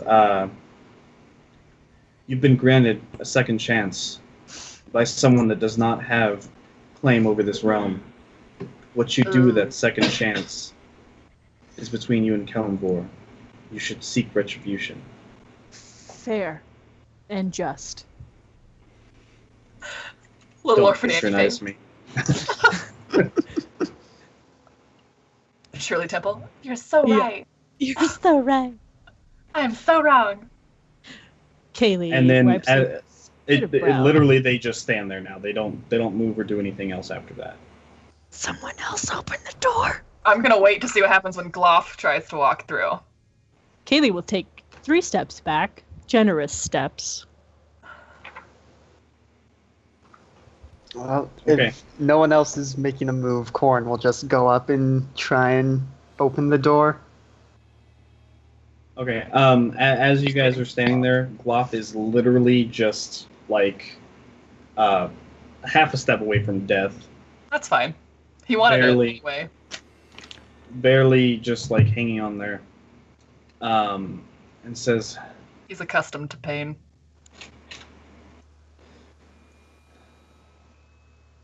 "The way out beyond the temple.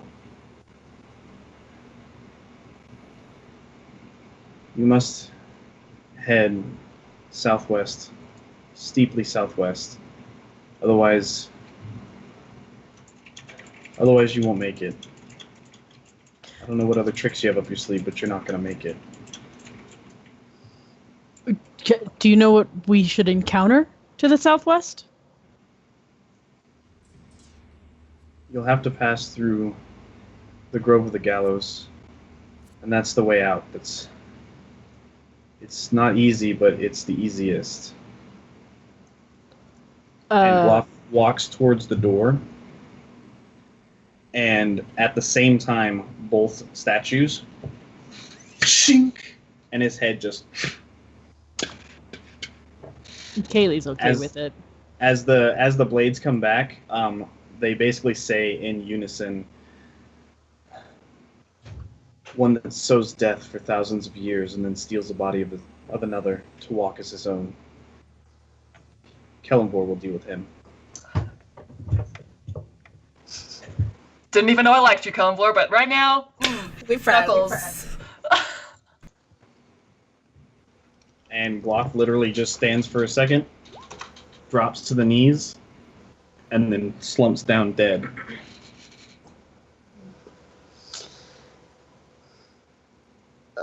Corin will look at the Guardians and is there anywhere we can inter the body? Or is that not ours to do? It will be dealt with. Well, I mean, his body was our friend before it wasn't. It will be dealt with. I think they've got it, you guys. Okay, fine. I'm gonna go walk through. Cheers. I take my knuckles back, Cullenborn. Cheers. Before moving on, just would it be disrespectful to search the body for maps that may aid us in our journey? Go for it. I ain't even worried about it. They don't say anything to you. Okay, gonna try and just look through Glif's body, see if there are maps or any kind of supplies that will help us get through the Withering. Okay, Glif has on him the things that you gave him to go through, and I have it written down, I think, somewhere. Somewhere. I think. Somewhere inside the Withering. I had it somewhere. You guys gave him an item. I think it was something that Skyla had, and gave him as payment to go through to take you through the Withering. He didn't want gold. Oh, that's right. We gave him a magic item. Was it the arrow? The arrow? Which arrow? Mysterious one? Like poison one? Oh, Did I maybe. give Well, him a bottle of wine? You might have given him a bottle of wine. I had it written down, but some of the sheets got deleted between then and now. And I think it's because my because my subscription lapsed for like a week. Some of my stuff got deleted. I don't know. Where is it? Items. I want to say it was like the things that you throw up and they Oh, the circle word your head. stones? Oh, I think definitely so. was that. Yeah. I think Yeah. so, yeah. That's what I was feeling. I think it was something else, but I don't remember what. Anyways, they have some of that. We can go back and look. He has those items on him. He has a common healing potion on him. He has a bow and arrow that is just kind of like run-of-the-mill normal stuff. He has a very, very crudely drawn map of the Withering, but just the southern portion of it that you guys have been traveling through, and they're kind of like written out in his own hand, and most of it's kind of like smudged up bits of like where storms are, and then kind of like rubbed out with like a rough hand to try and get the chalk out of there. But there are a couple sanctuaries that are labeled on there as well. And it does kind of indicate roughly southwest, or southwestish, where the Grove of the Gallows is, but it doesn't distinctly like say. It's not a well-drawn map. Okay. Well, I will take that and give it to Skyla because she could make much better use of it than any of us. Okay, Wait, and the bow? Do you mean? The map. Okay. Also, he has a bow. Kaylee would like to use that and eventually like work on that because apparently I need some like long-ranged, not so Magic. something. Yeah, not magic. Even if it sucks. yeah, you can have it. It's a short bow. Short bow. Great. And there's about, I'll say there's like 25 arrows with it. Great. Okay. He also has I believe it was a short sword. Again, his sheet got erased. So it was a short sword, and he has a dagger on him as well. I don't know if you're interested in either of those. I'll take the one dagger. I may take the short sword. I think druids are okay with metal weapons. Okay. And then I have to check, if I can use it even. Well, I will hold on to the short sword for now. It may be getting left behind. Okay. The short sword, it seems like a normal short sword. It's very well made, though, like surprisingly well made. So if you were to sell it, like functionality-wise, it's basically a short sword. But with the way that it's put together, some of the embellishments and stuff on it, if you were to sell it, it would probably fetch like double what a normal short sword would fetch. I can put it in my quiver, and then we can sell it and put that towards the ship. Yeah, go ahead and do that, because it's just druids have a bunch of very specific weapon proficiencies, and then I have some from being a dwarf, but none of those are a short sword. And then the dagger, as you pull it out and look at it, it looks like a normal dagger at first. And then as you kind of like twist it and examine it, the edge of it actually looks like worked into the metal. It's a piece of crystal, like right where the blade would be. Mm-hmm. And as you kind of look at it a little bit closer, it shines a little bit with kind of like a white light. Okay. I have Arcana. I mean, it's not. I'm not proficient, but I have my bardness of Arcana. Yeah, if you want to, Can I mean, look at it? I mean, just kind of looking at it, it's magical in some way, shape, or form. Great. Does this require attunement? No, it doesn't require attunement. Does Do I Roland see- have Identify? Oh, does Roland have Identify? I don't know. He probably does. Which Roland is it? He's got 2 Roland sheets. Who is Roland, really? One is the real Roland, and one is the one that he wants us to think is real. I think one of them was broken because the spells didn't show up. That's right. I remember that update. Same. No, he doesn't have Identify. Do I see like any like runes or words or glyphs on it? Nope. Not as far as you can tell. And when I wave it around, nothing happens? As you wave it around, that kind of like white light kind of follows in a trail, almost like if you wave like a glow stick really fast. Yeah. It kind of does that. It has that white kind of pathing effect after behind it. All right, I'm gonna hang on to this and try to figure it out later. And maybe poke something with it eventually, but I mean, I don't know where you guys are all standing while this is all going on, but I walked I inside. imagine. Oh, you just walked in, so you wouldn't have seen that? What? Nope. Her Maybe. waving this thing around outside. Maybe once I didn't come in, I would have turned around and been like, guys, Okay. I'm bleeding say out the that face. I'll say that you saw her moving this thing around. You saw this kind of light coming off of it. Okay. All right. You That's the guys head sword. inside. Yeah, and just Corn's holding on to the common healing potion from Glif, Okay. from Glif's body. Yeah. And other than that, there's really nothing. There's a couple for Skyla. There's a couple like herb things tied up in a pouch and stuff like that. They don't look like they're from the Withering. They look like they're normal herbs and stuff. And really, like you could just use it to top off stuff that you have already, basically. Okay, so you guys enter into the Temple of Kelmvor. As you push past the doors into the inside, you don't feel that, again, you still don't feel that overwhelming presence of whatever the other sanctuaries had at the time.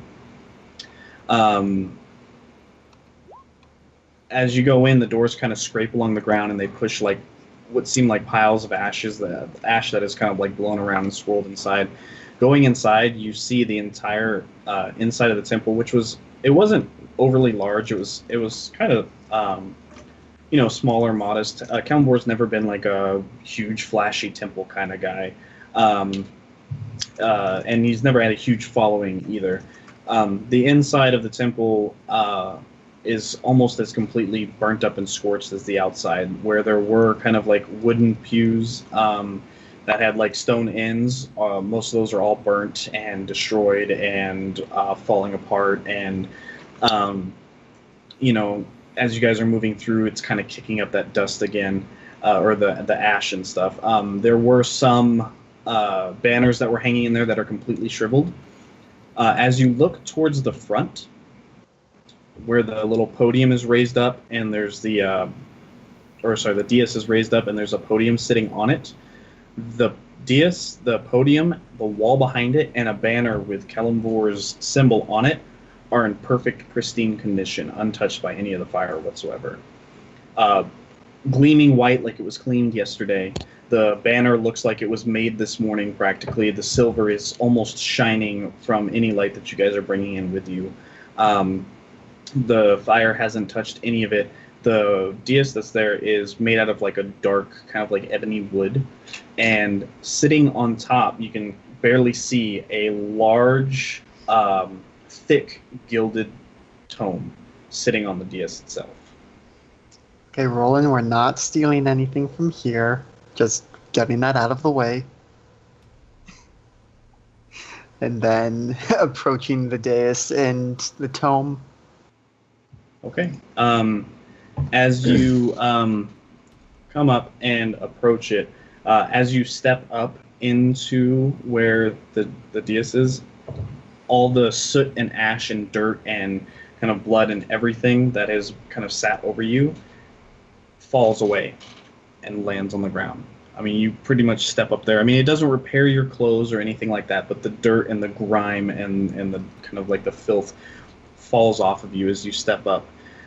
It's almost dead silent up at the dais where you're looking out, and you can see just the destruction that was wrought there. Looking down at the tome, you see thick black leather bound with silver gilded edges, and the print of or on the front of it, like in an embossed print, is Kelemvor's symbol, the silver skeletal hand holding up the scales. Just gonna. So no text, just the symbol. Just the symbol on it. Just open it to the first page. Okay. As you reach out and touch onto the thing, you feel an intense cold start to seep up your hand. I take my hand away. Okay. As you pull your hand away, you see the fingertips of your hand started to slowly turn into skeletal, like fingertips. As you pull your hand away, warmth returns, the skin kind of comes back and grows back over the top of your hands. And you hear a very kind of hushed, reverent voice come out of almost nowhere. And it says, "It is dangerous to walk the path for Kelemvor. One that is worthy may turn the pages of the book. One that chooses devotion may turn the pages of the book. One that seeks knowledge and truth unwavering may turn the pages of the book."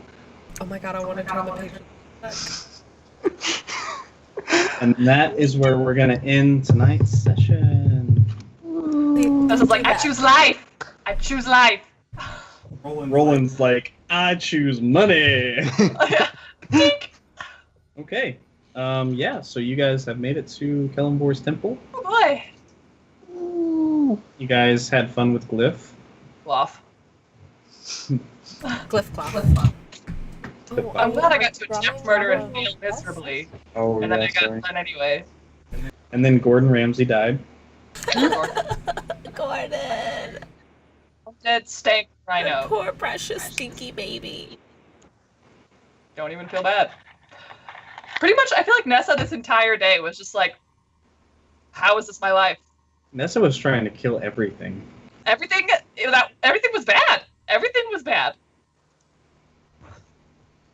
She has her reasons. Well, Who's turning the pages? That's all I want to know. me. Skyla wants. Nessa. Nope. Hard pass. Skyla- Kaylee really wants that knowledge, and she Skyla- needs to make retribution anyways. Skyla Yeah. will literally do This is- anything to be this- smarter at this point. This is gonna Oh, be a yeah. Kaylee thing though, but Skylar can try until her hand goes bony.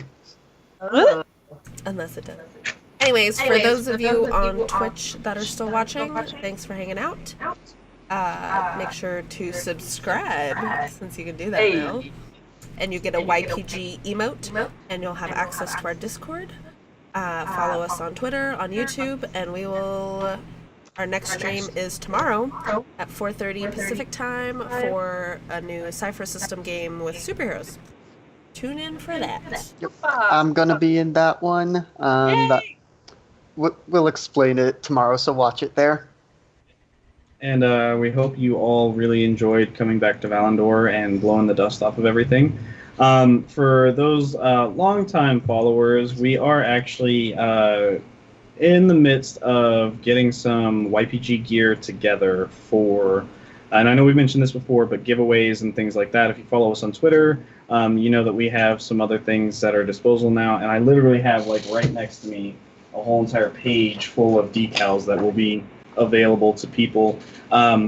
Again, available probably in giveaways and things like that at first, but you know, we'll see what the future brings. We're taking it one step at a time. So yeah, I'm super excited for that. I hope everyone else does or is super excited for that. And yeah, that's about all I got. I'm tired. I had a long weekend. Yeah. Love you guys. Bye. Yeah, Love thanks for everyone. joining us. Bye.